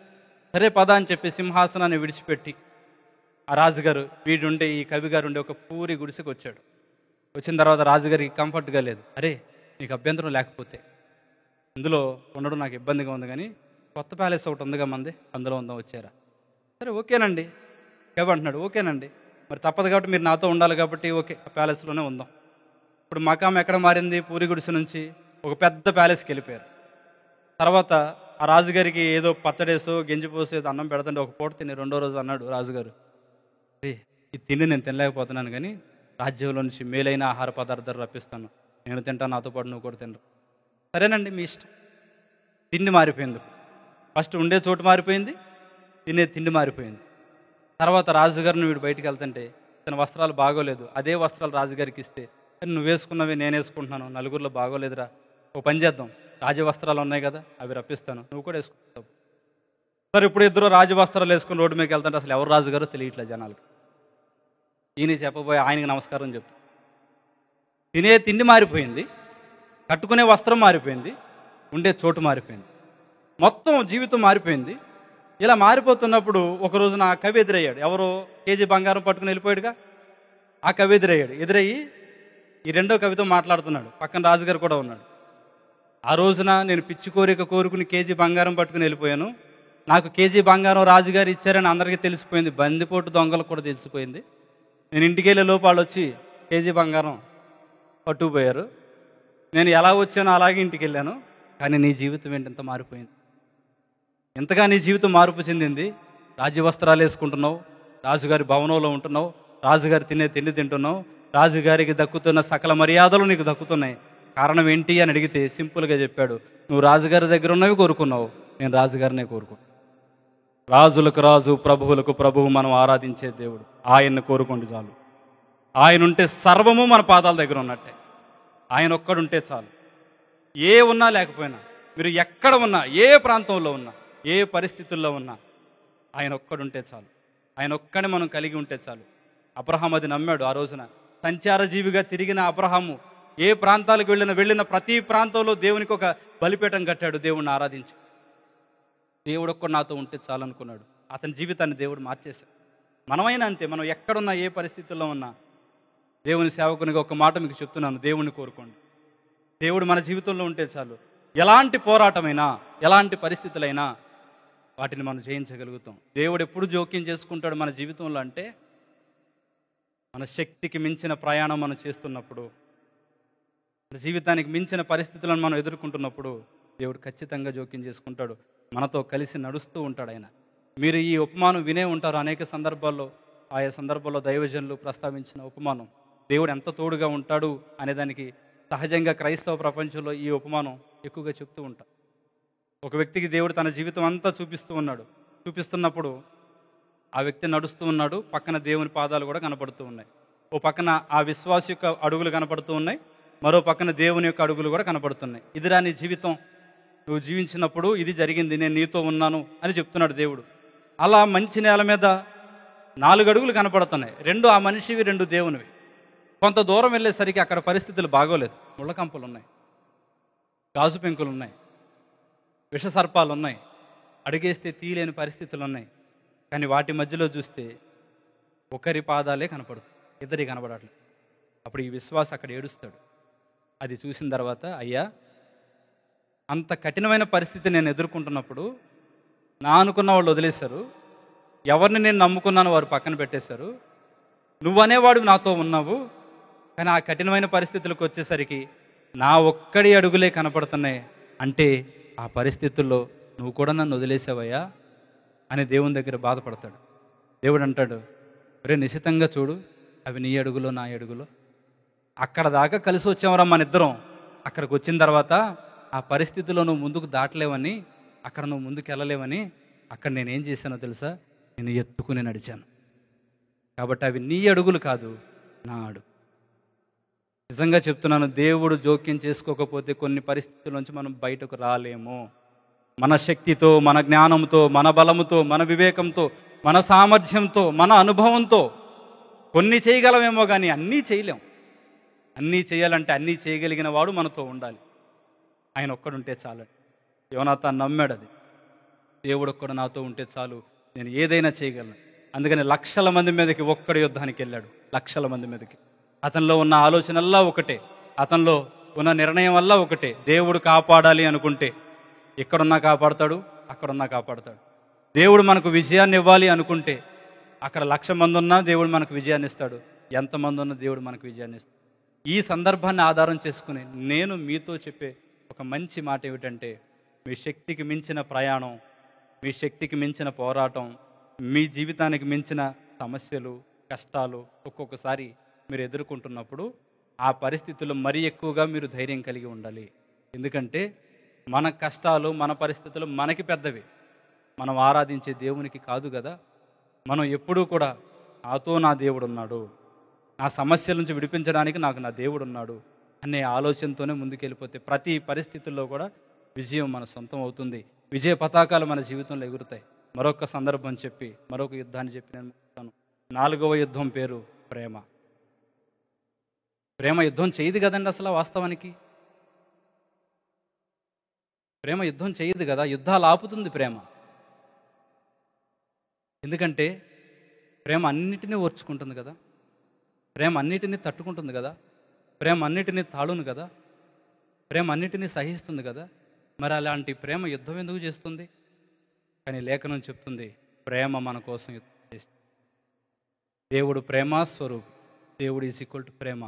దేవుడు ప్రేమ అయి నాడు. ఆ ప్రేమామయుడైన యేసు ప్రభు మన కోసం ఈ భూమి మీదకి వచ్చి మరణంతో యుద్ధం చేశాడు. కలువరి సిలువలో మనందరి కోసం యుద్ధం చేశాడు. చాలామంది అంటారండి, 3 మేకులకి బిగించబడ్డాడు, ఎవరో విడిపించలేకపోయారు, ఆ 3 మేకుల నుంచి బయటికి రాలేకపోయాడు, భూమికి ఆకాశానికి మధ్యలో వేలాడాడు. లో స్టాండర్డ్స్లో దారుణంగా మాట్లాడుతూ ఉంటారు కదా, చాలా నీచంగా తప్పుగా మాట్లాడుతుంటారు. తనను తాను కాపాడుకోలేకపోయాడు, ఆయనేం దేవుడు అంట. కానీ వాస్తవానికి నిశ్చితంగా పరిశీలనగా చూస్తే యేసు ప్రభుని ఎవరూ చంపలా. ఆయన తన ప్రాణాన్ని ఆయనే ఇచ్చుకున్నాడు, ఆయనే తనను తాను అప్పగించుకున్నాడు. ఆ మాటలు ఆయన యెరూషలేములోనికి వెళ్ళడానికి ముందే చెప్పాడు. ఒక్కసారి ఆ వచనాలు చూద్దామా? మార్కు సువార్త 10వ అధ్యాయము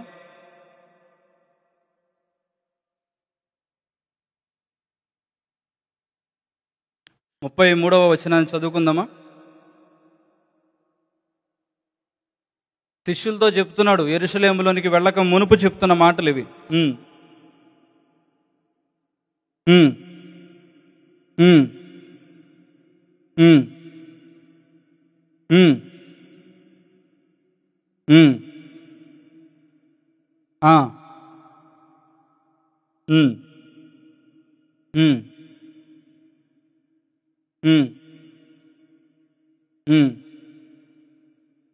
అసలు ఎంత గట్స్ ఉండాలండి ఈ మాటలు చెప్పడానికి. యెరూషలేములోనికి వెళ్ళడానికి ముందు శిష్యులందరినీ కూర్చోబెట్టి యేసు ప్రభు చెప్తున్నాడు, తన మరణం ఎలా డిజైన్ చేయబడిందో ముందే చెప్తున్నాడు. ముందే చెప్పి తనను తాను అప్పగించుకున్నవాడు ఆయన. ఎవరో చంపితే చనిపోయినవాడు కాదు ఆయన. ఈ విషయాన్ని గ్రహించాలి. లోకం తెలుసుకోవట్లేదు ఈ విషయాన్ని. యూదులు తీసుకెళ్లారు, రోమీయుల చేతికి అప్పగించారు, రోమీయులు చంపేశారు సిలువేసి. ఇది లోకానికి తెలిసింది. కానీ యేసు ప్రభు చెప్తున్న మాట ఏమిటంటే, మనుష్య కుమారుడు తనను తానే వారి చేతులకు అప్పగించుకుంటున్నాడు. అంటే ఆయనే స్వచ్ఛందంగా తనను తాను వారికి అప్పగించుకున్నాడు. అప్పగించుకుంటూ ఎలా చంపుతారో కూడా చెప్పేశాడు ముందే. నన్ను సిలువ వేసి చంపుతారు, అంత మాత్రమే కాకుండా నా ముఖం మీద ఉమ్మేస్తారు, నన్ను కొరడాలతో కొడతారు, ముళ్ళ కిరీటం పెడతారు, చాలా దారుణాతి దారుణంగా నన్ను హింసిస్తారు. ఇవన్నీ చేసి వారు నన్ను చంపుతారు. మరి ఎందుకయ్యా వెళ్ళడం? మరి ఎంత చేస్తారని ముందే చెప్పావు కదా, నిన్ను నువ్వు అప్పగించుకుంటే ఎంత జరుగుతుందని చెప్పావు కదా, మరి ఎందుకు వెళ్ళడం? ఎందుకు వెళ్ళడం అంటే ప్రేమ. తన బిడ్డల మీద ఆయనకున్న ప్రేమ. ఆ ప్రేమ మన కోసం కలువరి సిలువలో మరణంతో పోరాడింది. యేసు ప్రభు పరిచర్య చేసినప్పుడు 1,000 మంది ఆయన చుట్టూరు ఉన్నారు. కొన్ని సందర్భాలు తలుచుకుంటే చాలా బాధ అనిపిస్తూ ఉంటుంది. వేల మంది ఆయన చుట్టూరు ఉన్నారు. చరిత్రను ఆధారం చేసుకుని చెప్తున్నాను ఒక విషయాన్ని. ఆయన పరిచర్య ఎలా సాగిందో చరిత్రలో ఆయా సందర్భాల్లో రాయబడిన మాటలు, ఆయన సమకాలీకులు చెప్పిన మాటలను బేస్ చేసుకుని ఒక మాట చెప్తున్నాను వినండి. ఒక సందర్భాన్ని, యేసు ప్రభు ఒక చోటన పరిచర్య చేస్తూ ఉన్నప్పుడు, బేతనియ పరిసర ప్రాంతాల్లో ఆయన పరిచర్య చేస్తూ ఉన్నప్పుడు చాలామంది జనాలు చుట్టూరు వచ్చారు. వందలాది మంది వచ్చారు. వందలాది మంది వస్తే వారికి ఏదో స్వస్థతలు చేసి ఈయన వాక్యం చెప్తున్నాడు. ఈ వాక్యం చెప్తున్నప్పుడు ఉన్నటువంటి సడన్గా వర్షం వచ్చింది. ఉసురు పట్టి ఒక పెద్ద తుఫాను వచ్చింది. ఆ తుఫాను వచ్చినప్పుడు అక్కడి నుంచి ఎటోళ్ళట్టు వాళ్ళ ఇళ్ళకి పరిగెత్తుకుంటూ వెళ్ళిపోయి, ఎటోళ్ళట్టు వాళ్ళ ఇళ్ళకి పరిగెత్తుకుంటూ వెళ్ళిపోతే ఎవరున్నారు అక్కడ అని చూస్తే వర్షంలో తడుస్తూ యేసు ప్రభు, ఆయన 12 మంది శిష్యులు, అక్కడ ఒక ఇసుక దెబ్బలుంటే ఆ ఇసుక దెబ్బల మీద కూర్చున్నారు వర్షంలో. ఆయన ద్వారా మేలులు పొందిన వారు ఆ గడియలో ఒక్కడు లేడు ఆయన పక్కన. ఆయన వెంబడించే శిష్యులు తప్పదు కదా, అందుకని ఆయన శిష్యులు మాత్రం ఆయన పక్కన ఉన్నారు. ఆ ఇసుక దెబ్బల మీద యేసు ప్రభు సూర్యమంట అలా కూర్చుని ఉన్నారు దీనంగా. ఆయన శిష్యులు కూడా అక్కడే ఉన్నారు. వానలో తడిసి ముద్దవుతూ ఉన్నారు. ఇదంతా కాస్త దూరంగా ఉండి మార్తా మరియల ఇంట్లో నుంచి చూస్తున్నారు. సహజంగానే ఆడవాళ్ళది కాస్త సున్నితమైన హృదయం కదా, అది చూసి వారు తట్టుకోలేక లాజర్ని పిలిచి, రే తమ్ముడా, ఆ నీతిమంతురాల ఇసుక దెబ్బల మీద ఒక అనాథలాగా ఆయన కూర్చోవడం నచ్చలేదు. ఎంతమందికి ఇన్ని చేసినోడు అలా ఉండడం మంచిది కాదు. పైగా మన ఇంటికి సమీపంగానే ఉన్నాడు, తీసుకొచ్చి. ఇప్పుడు ఇంతకీ ఎవరో ఎందుకు చేర్చుకోలేదు, ఎటోళ్ళటు ఎందుకు వెళ్ళిపోయారు అంటే, ఆయనను చేర్చుకుంటే యూదుల దగ్గర నుంచి వచ్చే రాయితీలు పోతాయి, ప్రభుత్వం దగ్గర నుంచి వచ్చే రాయితీలు పోతాయి, మళ్ళీ యూదా మతానికి వ్యతిరేకమైపోతాం, రకరకాల పన్నులు మన మీద వేస్తారని చెప్పి ఎవరు కూడా యేసు ప్రభువుని చేర్చుకోలేదు ఆ రోజు. మార్తా మరియలు లాజర్ని పంపితే లాజర్ వెళ్ళి యేసు ప్రభువుని ఆయన శిష్యులు తీసుకొస్తే, చరిత్రను ఆధారం చేసుకొని చెప్తున్నాను ఈ మాటలు. యేసు ప్రభువుని తీసుకొచ్చి ఇంట్లో కూర్చోబెడితే యేసు ప్రభు భోజనానికి కూర్చున్నప్పుడు కాళ్ళు వెనక పెట్టుకుని కూర్చున్నాడు. అప్పుడున్న ఆనవాయితీ ప్రకారం ఆయన శిష్యులు కూడా కూర్చుని ఉన్నారు. వెనకాల వంటగది, ఈ హాల్లో కూర్చున్నారు. కాళ్ళు వెనక పెట్టుకుని కూర్చున్నాడు. ఎదురుగా ఒక దీపాన్ని పెట్టారు, ఒక దీపం వెలిగించారు. వెలిగించి యేసు ప్రభుకి శిష్యులకి కావలసిన భోజన పదార్థాలు తీసుకొచ్చి పెడుతున్నారు. వెనకాల వంటగది ఉంది. ఈ వంటగదికి యేసు ప్రభు దగ్గరికి రావడానికి మధ్యలో కాస్త సందు ఉంది, ఖాళీ ప్లేస్ ఉంది. అక్కడ చీకటిగా ఉందని చెప్పి మార్త ఏం చేసిందంటే అక్కడ కూడా ఒక దీపాన్ని వెలిగించి, అక్కడ ఒక దీపాన్ని వెలిగించి పెట్టింది. యేసు ప్రభు పక్క నుంచి లోపలికి వెళ్తుంది. ఏదో వండిన పదార్థాలు తీసుకొచ్చి గడగల్లాడుతూ ప్రభు దగ్గర తీసుకొచ్చి పెడుతున్నారు. మళ్ళీ వెళ్తుంది, అటు ఇటు తిరుగుతూ ఒక పాత్ర పట్టుకుని బయటకు వస్తూ యేసు ప్రభు కాళ్ళు చూసి, యేసు ప్రభు పాదాలు చూసి, ఆమె చేతుల్లో ఉన్న ఆ పాత్రలు అలా వదిలేసి పరిగెత్తుకుంటూ వచ్చి ప్రభు కాళ్ళ మీద పడిపోయి. ఎందుకో తెలుసా అండి, పరమగీతముల గ్రంథం ఆయన గురించి ఏం చెప్తుందంటే, చలువు రాతి స్తంభములు ఆయన పాదాలు, పరంజి వంటివి ఆయన. కానీ ఆ రోజున మార్త ఏమీ చూసిందో తెలుసా, లైవ్లో చూసింది. ఆ పాదాలు రక్తం కారుతూ తిరిగిపోయి, ముళ్ళు గుచ్చుకుపోయి, ఇంత వాసిపోయి, చాలా నడవలేని స్థితిలో యేసు ప్రభు పాదాలు కనపడుతూ ఉంటే, అయ్యో నువ్వు ఎంత చేస్తూ ఉంటే మా కోసం ఈ భూమి మీదకి వచ్చి, నీకు కావలసిన కనీస మర్యాదలు కూడా లోకం చేయలేకపోతుంది అని ఆ భోజన పదార్థాలు అక్కడ పడేసి ఆయన కాళ్ళ మీద పడి ఏడుస్తూ, ఆ దీపపు కాంతిలో యేసు ప్రభు ఆ పాదాలలో నుంచి ఒక్కొక్క గాజు పెంకొని ముళ్ళుని ఆమె తీస్తూ ఉంది. ఈ విషయాన్ని ఎందుకు ప్రస్తావిస్తున్నానంటే, ఆయన సమకాలీకులు ప్రస్తావించారు ఇది, కాబట్టి నేను చెప్తున్నాను. ఇది దాదాపుగా వాస్తవం కాబట్టి ఈ విషయాన్ని నేను చెబుతూ ఉన్నాను. ఆమె ఒక్కొక్కటి తీస్తూ ఉంటే అప్పుడు యేసు ప్రభు మార్తతో అన్న మాట ఏమిటంటే, అమ్మా ఇది నేను అలవాటు చేసుకోవాలి, రేపో మాపో ఈ కాళ్ళల్లో మేకులు తెగబడతాయి, నువ్వు నాకు కాదు తీయాల్సిందే, ఇదిగో వెనకాల ఉన్నారు కదా వారి పాదాల్లో ఉన్న ఆ ముళ్ళు ఎందుకంటే వాళ్ళు ఇంకా పరిచర్య. ఇది యేసు ప్రభు చెప్పారు. అయితే ఆ రోజైతే యేసు ప్రభు పరిచర్యలో ఆ రోజైతే ఆయనతో పాటు మిగతా శిష్యులు కూడా ఉన్నారు, ఒంటరివాడు కాదు. కానీ గెత్సెమనే తోటలో యేసు ప్రభుని పట్టుకున్నప్పుడు ఒక్కడు లేడు ఆయన. వేల మందిని ఆశీర్వదించాడు, వేల మందికి సువార్త చెప్పాడు, అనేక మంది జీవితాల్లో వెలుగులు నింపిన మహామూర్తి ఆయన. ఆయన వంటి వాడిని మరొకరిని మనం చూడలేం భూమి మీద. ఈ భూమి ఎంత అదృష్టం చేసుకుందంటే, ఈ విశ్వంలో ఒక నలక వంటిది ఈ భూమి. ఈ భూమి మీద సృష్టికర్త దిగి వచ్చి నడిచాడు. ఎంత పుణ్యం చేసుకుంది ఈ భూమి, ఎంత గొప్పది ఈ భూమి. ఈ భూమి మీద ఆయన జీవించినప్పుడు ఆయనకి ఇవ్వాల్సిన గౌరవాన్ని ఇవ్వలేదు. ఆయన మరణ గడియల్లో కూడా ఆయనకి కావలసిన గౌరవం దక్కలేదు. అంతిమ సంస్కారం అంటారు చూసారా, అంటే చివరిలో చేసే సంస్కారాన్ని అంతిమ సంస్కారం ఉంటుంది. అది కూడా సరిగా యేసు ప్రభువుకి జరగలేదు. ఆయన ఆ రోజున గెత్సేమనే తోట దగ్గర రాక మునుపు ఆయన దగ్గర వేల మంది ఉన్నారు. అనేక మంది దీవెన పొందారు, అనేక మంది స్వస్థతలు పొందారు. కానీ గెత్సేమనే తోటకు వచ్చేసరికి ఆయన ముందే చెప్పాడు, కాపరిని పట్టుకుంటారు, మంద చెదిరి. ఆలోచించండి, ఎవరు లేరు ఆయన దగ్గర. ఆయన వెనకాల ఉన్న శిష్యులు కూడా లేరు. మరణం వచ్చేసరికి యేసుప్రభు ఒక్కడే మరణం ముందు నిలబడ్డాడు. బందిపోటు దొంగను పట్టుకున్నట్టుగా మహాపరిశుద్ధిని పట్టుకున్నారు ఆ రోజు. పిలాతు అంటాడు, మీరు సిలువ వేసి చంపండి చంపండి అంటున్నారు, కానీ అణువంత తప్పు కూడా లేదు కదరా ఈయనలో. ఏ పాపము లేని ఈయన ప్రాణాన్ని తీయడానికి మీకు మనసు ఎలా వచ్చింది? నిజంగా చూసారా, మనుషుల జీవితాలు కూడా ఇంతేనండి. మాదిరి ఇచ్చాడు ప్రతి పరిస్థితులు యేసు ప్రభు మనకి.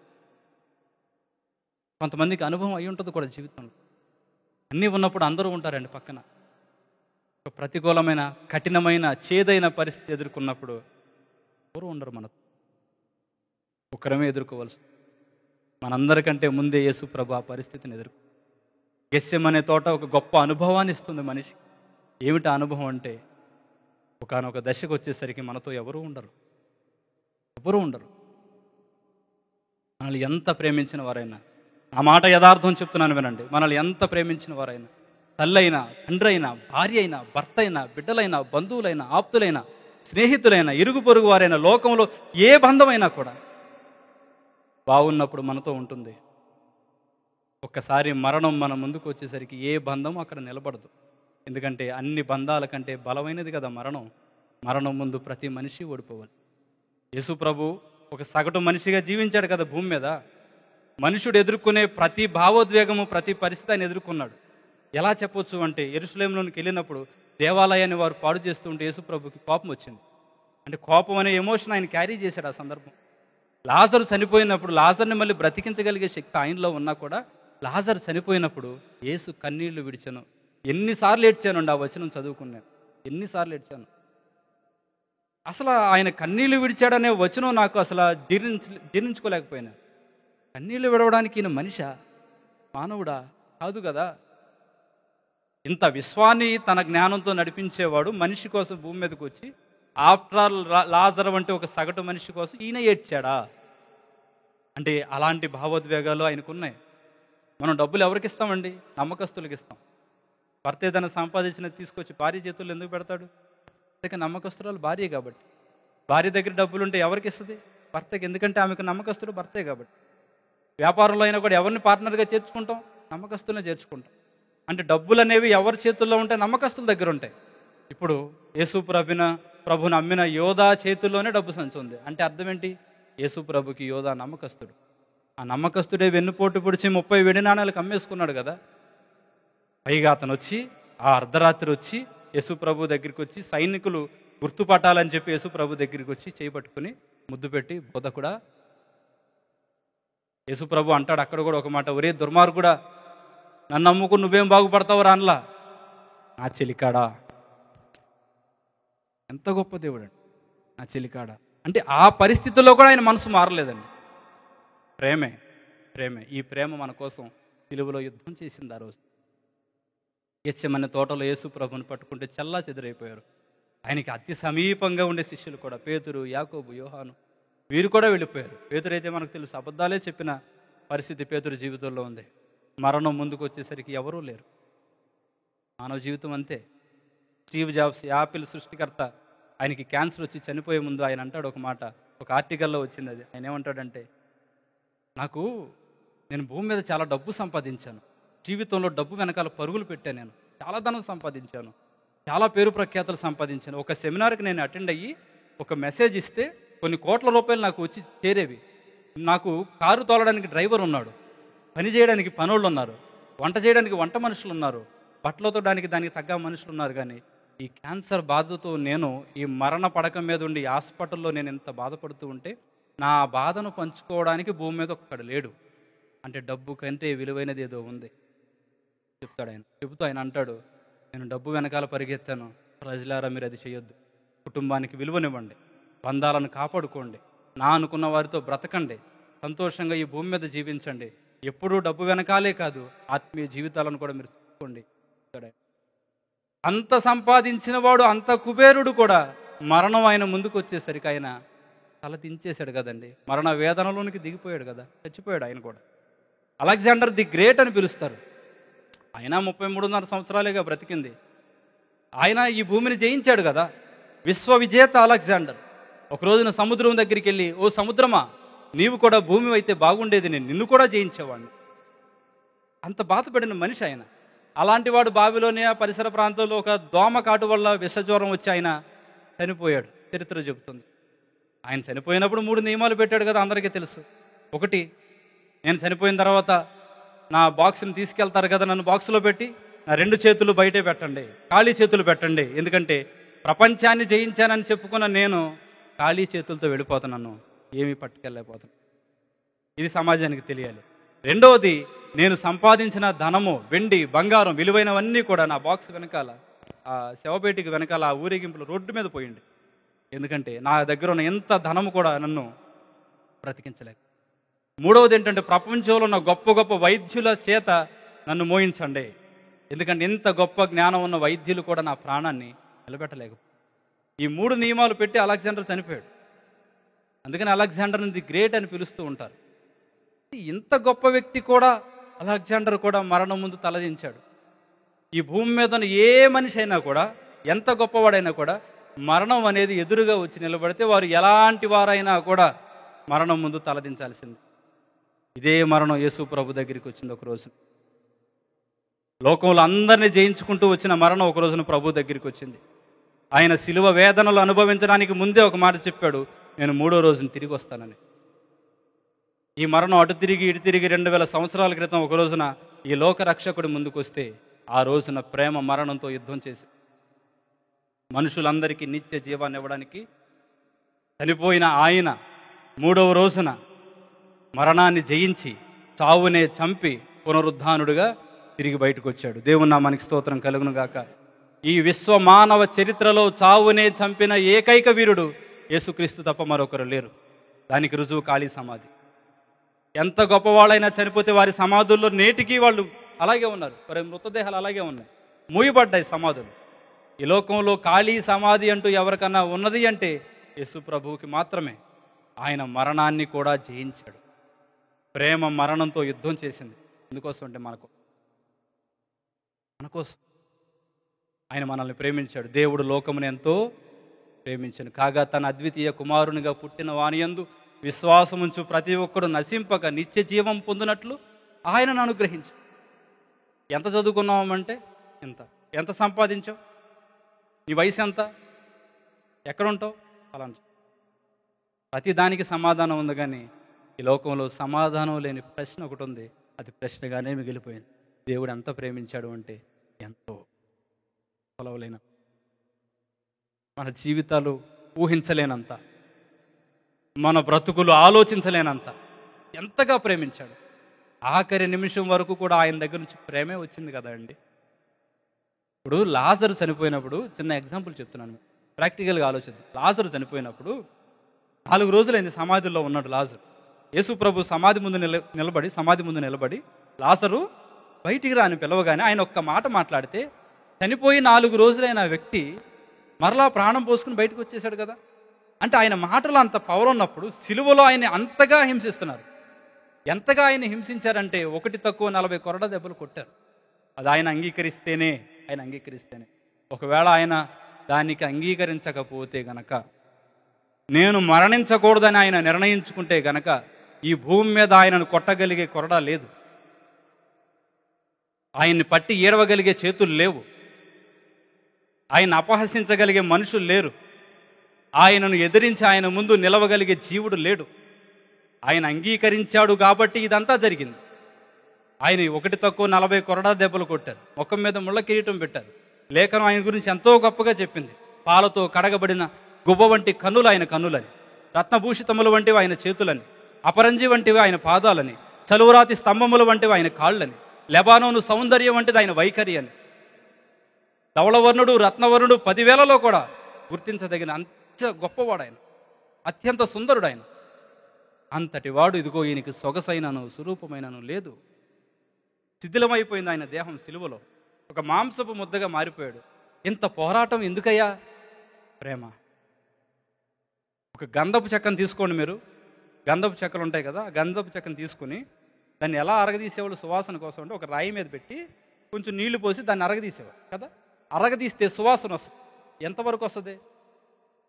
ఎంత చెక్కను తీసుకుని అరగదీస్తే ఎంతవరకు సువాసన వస్తుంది తెలుసా? చివరి బయట వరకు, ఆఖరి ముక్క వరకు కూడా ఎంత అరగదీసినా దాని నుంచి సువాసనే వస్తుంది. క్రైస్తవులు కూడా అంతే. గంధపు చెక్క లాంటిది మన జీవితం. ఆఖరి నిమిషం వరకు మన నుంచి ప్రేమే రావాలి తప్ప పగ ప్రతీకారాలు రాకూడదు. ఎందుకంటే మన దేవుడు మనకు అది నేర్పించాడు. 1,00,000 మంది మిమ్మల్ని శత్రువులుగా భావించినా పర్వాలేదండి, అది వాళ్ళ కర్మ. మీ మనసుకి మాత్రం ఏ ఒక్కరిని శత్రువుగా మీరు తీసుకోవద్దు. ఎందుకంటే పొద్దునుంచి ఒక మాట చెప్తూ ఉన్నాను, మళ్ళీ చెప్తున్నాను, ఒక్కటే జీవితం. ఈ ఒక్క జీవితం నాణ్యంగా బ్రతకాలి అంటే దీనికి ప్రేమను కూడా కలప. ఆయన అంతగా మనల్ని ప్రేమించినప్పుడు మన కోసం సిలువలో యుద్ధమే చేశాడు. ఆయన చనిపోయాడు, మరణ వేదనలోనికి వెళ్ళాడు, మరలా 3వ రోజున మరణాన్నే భూస్థాపన చేశాడు, పునరుద్ధానుడుగా తిరిగి వచ్చాడు. కాబట్టి క్రైస్తవ్యానికి ఊపిరి వచ్చింది. ఆయన పునరుద్ధానం లేనిదే క్రైస్తవ్యానికి ఊపిరి లేదు కదా. ఆయన పునరుద్ధానుడు అవ్వకపోతే యేసునందు నిద్రించిన వారు ఆయనలాగే పునరుద్ధానం అవుతారనే వచ్చిన ఉండదు కదా. మొదట ప్రథమ ఫలముగా ఆయనే మరణాన్ని జయించాడు. ఆ మరణ వేదనల నుంచి విడిపించి మనల్ని కూడా జయింపజేయాలని ఆయన ఈ లోకానికి మానవుడిగా దిగొచ్చు. ప్రేమ ఎంత గొప్పది అంటే అన్ని లోకాల కంటే ఎత్తైన స్థితిలో ఉన్న పరలోకం నుంచే దేవుణ్ణి ఈ భూమి మీదకి దింపింది ప్రేమ. అంత ప్రేమమయుడు ఆయన. మరి ఆయన బిడ్డలుగా ఉన్న మనలో కూడా ఈ ప్రేమ అనే గుణం ఖచ్చితంగా ఉంది. ఒకడు వచ్చి అడుగుతాడు, లేదంటే యేసు ప్రభువు చెప్తాడు ఒక మాట. బైబిల్ అంతా ఒక ముక్కలో చెప్పాల్సి వస్తే ధర్మశాస్త్రం అంతయు కూడా, పాత నిబంధన అంతా కూడా, ధర్మశాస్త్రం అంతయు కూడా నిన్ను వలె నీ పొరుగు వారిని ప్రేమించు అనే ఒక్క ఆజ్ఞలోనే ఇమిడి ఉన్నదంటాడు ఆయన. 2 ప్రధానమైన ఆజ్ఞలు చెప్పమంటే, ఒకటి దేవుణ్ణి ప్రేమించు, రెండోది నీ పొరుగు వారిని ప్రేమించు. మరి కులము, మతము, ప్రాంతము, భాష, వర్ణము, వర్గము ఈ భేదాలేమీ అవసరం లేదు. దేవుడు మనల్ని ఎలాగైతే ప్రేమించాడో అలాగే మనం పొరుగు వారిని కూడా ప్రేమించగలగాలి. లేఖనంలో రోమిలికి రాసిన పత్రికలో ఒక మాట ఉంటుంది, ఇలాగా ఏమని ఉంటుందంటే, మనం ఇంకనూ పాపులమై ఉండగానే యేసు యుక్త కాలమందు మన కోసం చచ్చి, మనం ఏదో గొప్పోళ్ళమని ప్రాణం పెట్టలేదంట, మనం ఇంకనూ పాపులమై ఉండగానే ఆయన మన కోసం చనిపోయాడంట. అంతగా మనల్ని ప్రేమించినప్పుడు, ఆయన అంతగా మన మీద ప్రేమ చూపించినప్పుడు ఏవో చిన్న చిన్న లోపాలు కుటుంబంలో కనపడతా ఉంటాయి. కట్టుకున్న భార్యను కూడా ప్రేమించలేని పరిస్థితులు, కడుపును పుట్టిన పిల్లల్ని కూడా ప్రేమించలేని పరిస్థితులు, ఏదో ఒక లోపాలను బట్టి భర్తను ప్రేమించలేక, భార్యను ప్రేమించలేక, రకరకాల మనస్తత్వాలకు గురయ్యి మనుషులకి దూరం అవుతూ ఏదో ఒకలాంటి జీవితాన్ని జీవిస్తున్న పరిస్థితులు ఎన్నో ఉన్నాయి భూమి మీద. దేవుడు అది కాదని నేర్పింది. ప్రేమతోనే జయించాలి ప్రతిది. ఆయన జయించాడు, ఆయన జయించాడు. చిన్న మాట, ఒక చిన్న ఉపమానం చెప్పి ముగిస్తాను. ఒక తండ్రి కొడుకు ఒక ప్రాంతానికి వెళ్ళి, ఇంగ్లాండ్లో ఆ మధ్య ఒక ఆర్టికల్ రిలీజ్ అయింది, అందులో చూస్తే నేను, ఒక తండ్రి కొడుకు ఒక ప్రాంతానికి వెళ్ళి కరపత్రాలు పంచుతున్నారు. ఆ కరపత్రాల్లో రాస్తున్న మాట ఏమిటంటే, దేవుడు మిమ్మల్ని ప్రేమిస్తున్నాడు. ఇదే మాట రాస్తున్నారు. కరపత్రాలు పంచుతూ ఉన్నారు. అయిపోయింది, సాయంత్రం అయిపోయింది, వర్షం పడుతుంది. ఒక 4 3 ఆ పిల్లోడి చేతుల్లో ఉన్నాయి, తండ్రి దగ్గర ఉన్నాయి, అన్నీ అయిపోయింది, తడిసిపోయినాయి. అవి తడిసిపోతే ఆ తండ్రి అన్నాడు, అరే ఇంటికి వెళ్ళిపోతాం పద వచ్చి అన్నాడు. ఈ పిల్లోడు అన్నాడు, నాన్న 4 3 ఉన్నాయి, ఎవరో ఒకరికి ఇస్తాను అన్నాడు. 11 సంవత్సరాలు ఆడి వయసు.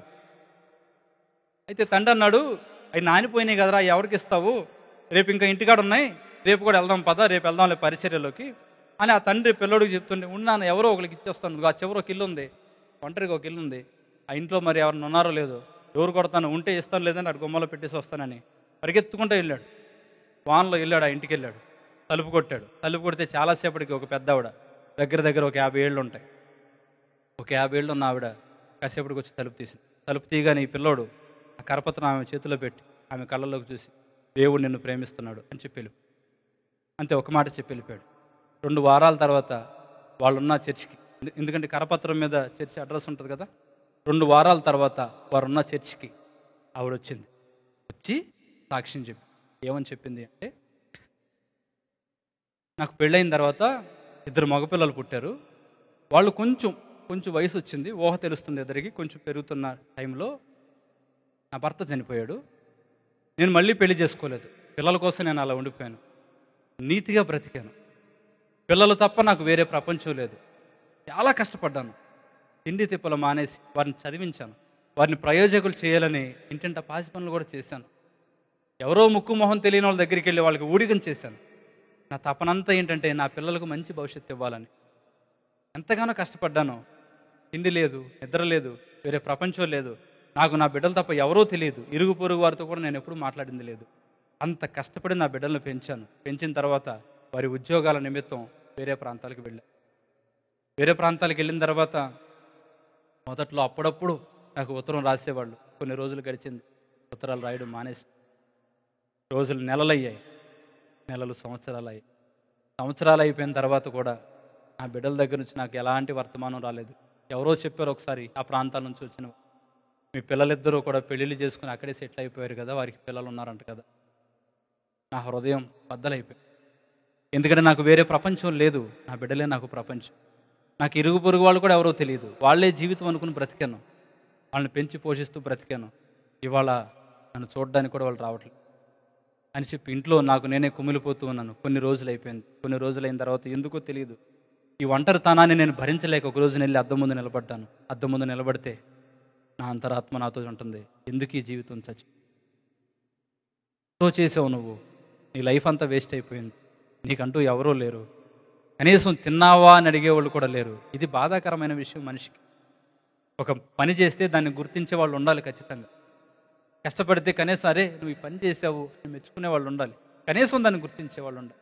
గుర్తింపు లేని జీవితాలు చాలా బాధాకరంగా ఉంటాయండి. ఎంత చేసినా కూడా ఒకటి గాలి కోసం ప్రయాసపడినట్టే ఉంటుంది కొంతమంది జీవితాలు. కనీస గుర్తింపు కూడా నోచుకోరు వాళ్ళు. అది చాలా బాధాకరమైన విషయం. ఈ మనిషిని కనీసం ఈవిని అన్నం తిన్నావా అని అడిగే పరిస్థితి కూడా లేదు.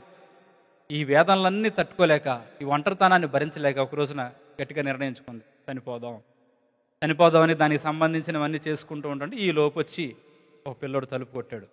తలుపు తీస్తే ఒక బాబు ఎదురయ్యి నా చేతిలో ఈ కరపత్రం పెట్టాడు. తెచ్చుకుంది చర్చి 2 వారాల తర్వాత. ఈ కరపత్రం పెట్టాడు. మీ చర్చిలో బాబే వచ్చాడు ఆ రోజున. కరపత్రం పెట్టి ఆయన చెప్పిన మాట ఏమిటంటే, దేవుడు నిన్ను ప్రేమిస్తున్నాడు అని చెప్పి.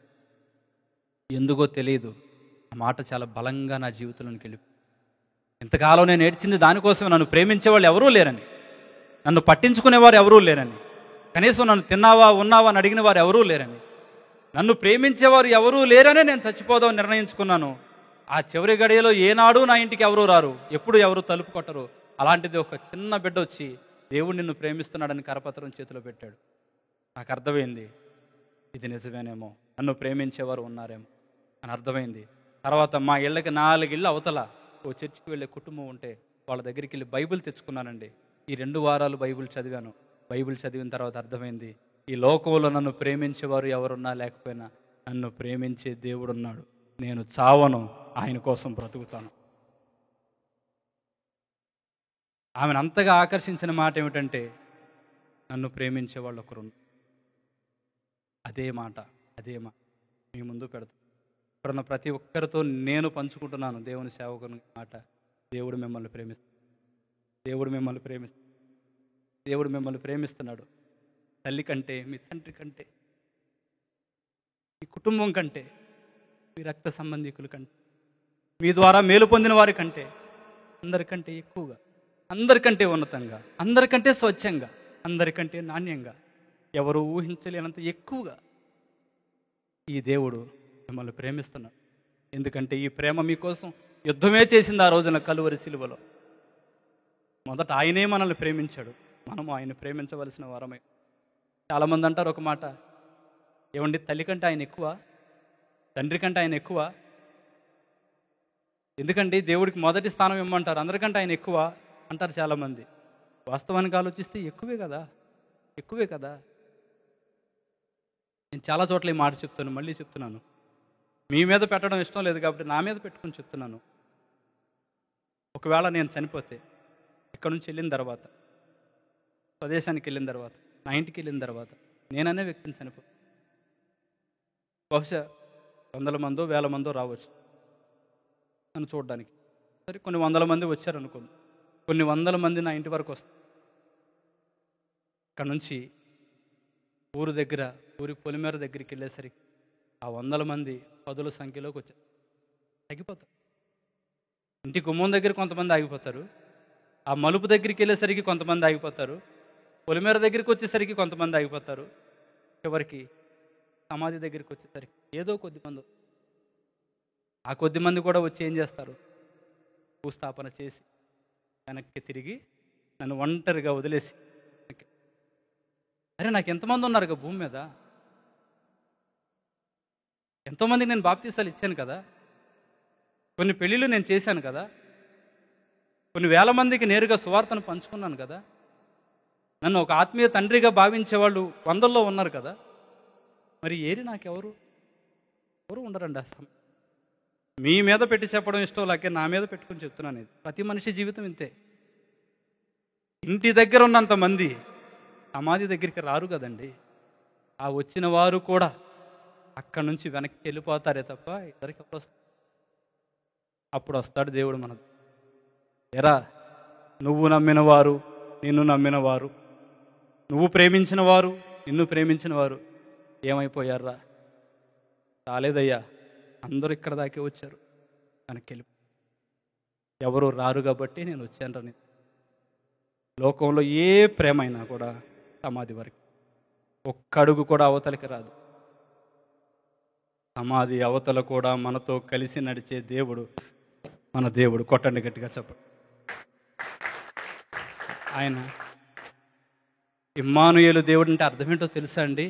ఈ భూమి మీదే మనతో ఉంటాడని కాదు, ఎక్కడున్నా మనతో ఉంటాడు. ఏ పరిస్థితుల్లో ఉన్నా ఆయన మనతో ఉంటాడు. ఈ లోకమైనా పరలోకమైనా, ఏ లోకమైనా దేవుడు మనతో ఉంటాడు. ఇంతగా ప్రేమించేవాడు లేడండి, లేడండి, లేడండి. మీరు ఎక్కడ వెతికినా దొరకడండి. ఎంత వర్ణించినా కూడా 1% కూడా నా బోటి వాళ్ళు వర్ణించలేరండి. అసలు ఆ ధైర్యం చేయడమే తప్పండి. నాలాంటి వాడు ఇంత గొప్ప దేవుని గురించి ప్రకటించడం. ఇంత గొప్ప దేవుణ్ణి ఆరాధిస్తున్న మీకు నేను చెప్పగలిగిన ఒకే ఒక మాట ఏమిటంటే, మీరు ధన్యులు, మీరు ధన్యులు, మీరు ధన్యులు. జీవితకాలం మట్టుకు మీ రక్షణ మీరు కాపాడుకోండి. ఈ దేవునిలో స్థిరంగా ఉండండి. ఈ దేవుడు మీకోసం యుద్ధమే చేశాడు, మరణాన్నే జయించాడు, మిమ్మల్ని కూడా జయింపజేస్తాడు. ఏ జీవితాన్ని మీకు ఇస్తాడు. ఈనాటి పరిస్థితులు చూడొద్దు, ఈనాటి పరిస్థితులు చూడొద్దు. ఎందుకంటే ఈ సమయం అనేది వెళ్ళిపోతుంది. ఇవాళ సంతోషం ఉన్నా వెళ్ళిపోతుంది, ఇవాళ దుఃఖం ఉన్నా వెళ్ళిపోతుంది. ఈ సమయం వెళ్ళిపోతుంది. దేవుడు మనతో నిలిచిపోతుంది. ప్రేమ ఎప్పుడు మనల్ని విడిచిపెట్టలేదు. ప్రేమ ఎప్పుడు మనల్ని ఒంటరి వారిని చేయలేదు. దేవుని నమ్ముకున్నవారు ఎంత మాత్రము అనాథలు కాదు. మీరు ఎక్కడున్నా మీరు నమ్ముకున్న దేవుడు మీతోనే ఉన్నాడు, మీతోనే ఉంటాడు. మీరు ఏ దేశంలో ఉన్నా సర్వసృష్టి ఆయన ఆధీనంలో ఉంది కాబట్టి సర్వసృష్టిలో విశ్వానికి లోపల, విశ్వానికి బయట మీరు ఎక్కడున్నా దేవుడు మీతోనే ఉంటాడు, మీతోనే ఉంటాడు. నమ్మండి, ఈ దేవుడు మన కోసం యుద్ధం చేశాడు. 2 యుద్ధాలను మనం చూసాం ఈ పూట. ధైర్యం, ఏ పరిస్థితులైనా ధైర్యంగా ఉండండి. ధైర్యమే సగం విజయాన్ని ఇస్తుంది. ధైర్యం మనకు నేర్పుతుంది పరిశుద్ధ గ్రంథం. ఒక్క మనిషి లక్షల మంది మీదకి యుద్ధానికి వెళ్ళాడంటే ఎంత ధైర్యం! అతని ధైర్యం ఏమై ఉంది? దేవుడు. అంత పెద్ద సమస్య మీరు ఎదుర్కొంటున్నా ధైర్యంగా ముందుకెళ్ళండి. మీ ధైర్యం ఏమై ఉండాలి అంటే దేవుడు. ఆయన చూసుకుంటాడులే, నా తండ్రి నాకు ఉన్నాడు కదా, నా పరమ తండ్రి నాతో ఉన్నాడు కదా, ఆయన చూసుకుంటాడులే, ఆయన నన్ను గెలిపిస్తాడులే. నిజమే నేను ఓడిపోయాను, నిజమే నేను నష్టపోయాను, నిజమే నేను కృంగిపోయాను, నిజమే నేను బలహీనపడ్డాను, నిజమే ఎన్నో అవమానాలు ఎదుర్కొన్నాను, నిజమే ఎన్నోసార్లు పస్తులున్నాను. నా దేవుడు నన్ను వదిలిపెట్టలేదు. ఇవెంత నిజమో నా దేవుడు నన్ను ఆశీర్వదిస్తాడనేది కూడా అంతే నిజం. ఎందుకంటే ఆయన నిత్యము మనతో ఉండేవాడు. ధైర్యంగా ఉండండి. ప్రతి పరిస్థితి ధైర్యంగా ఉండండి, ధైర్యంగా ఎదుర్కోండి. లేఖం మనకు అది నేర్పుతుంది, ఈ యుద్ధం మనకు అది నేర్పుతుంది. ప్రేమ కలిగి జీవించండి. మిమ్మల్ని ప్రేమించే వారిని ప్రేమిస్తే ఏమొస్తుందండి? అది అందరూ చేసే పని. మిమ్మల్ని శత్రువుగా భావించే వారిని కూడా ప్రేమించండి. ఒక మనిషిని జయించాలి అంటే బలంతో కాదండి, ప్రేమతోనే జయించాలి. దేవుడు మనకు అది నేర్పాడు. ఎంత వ్యతిరేకత ఉంటే అంత ఎక్కువ ప్రేమ చూపించండి. ప్రేమ మనల్ని సిగ్గుపడనివ్వదండి. క్షమించడం అనేది తప్పు కాదండి, అది బలహీనత కాదండి. క్షమించడం అనేది బలవంతుల జీవితాల్లోనే జరుగుతుంది. చాలా బలం ఉంటేనే అది జరుగుతుంది. అలాంటి బలం మీ అందరిలో ఉందని నేను నమ్ముతూ ఉన్నాను. చిన్న మాటలు దేవుడు మన వెనుకడిలో దీవించి ఆశీర్వదించును గాక. ఆమెన్. అందరికీ వందనాలు.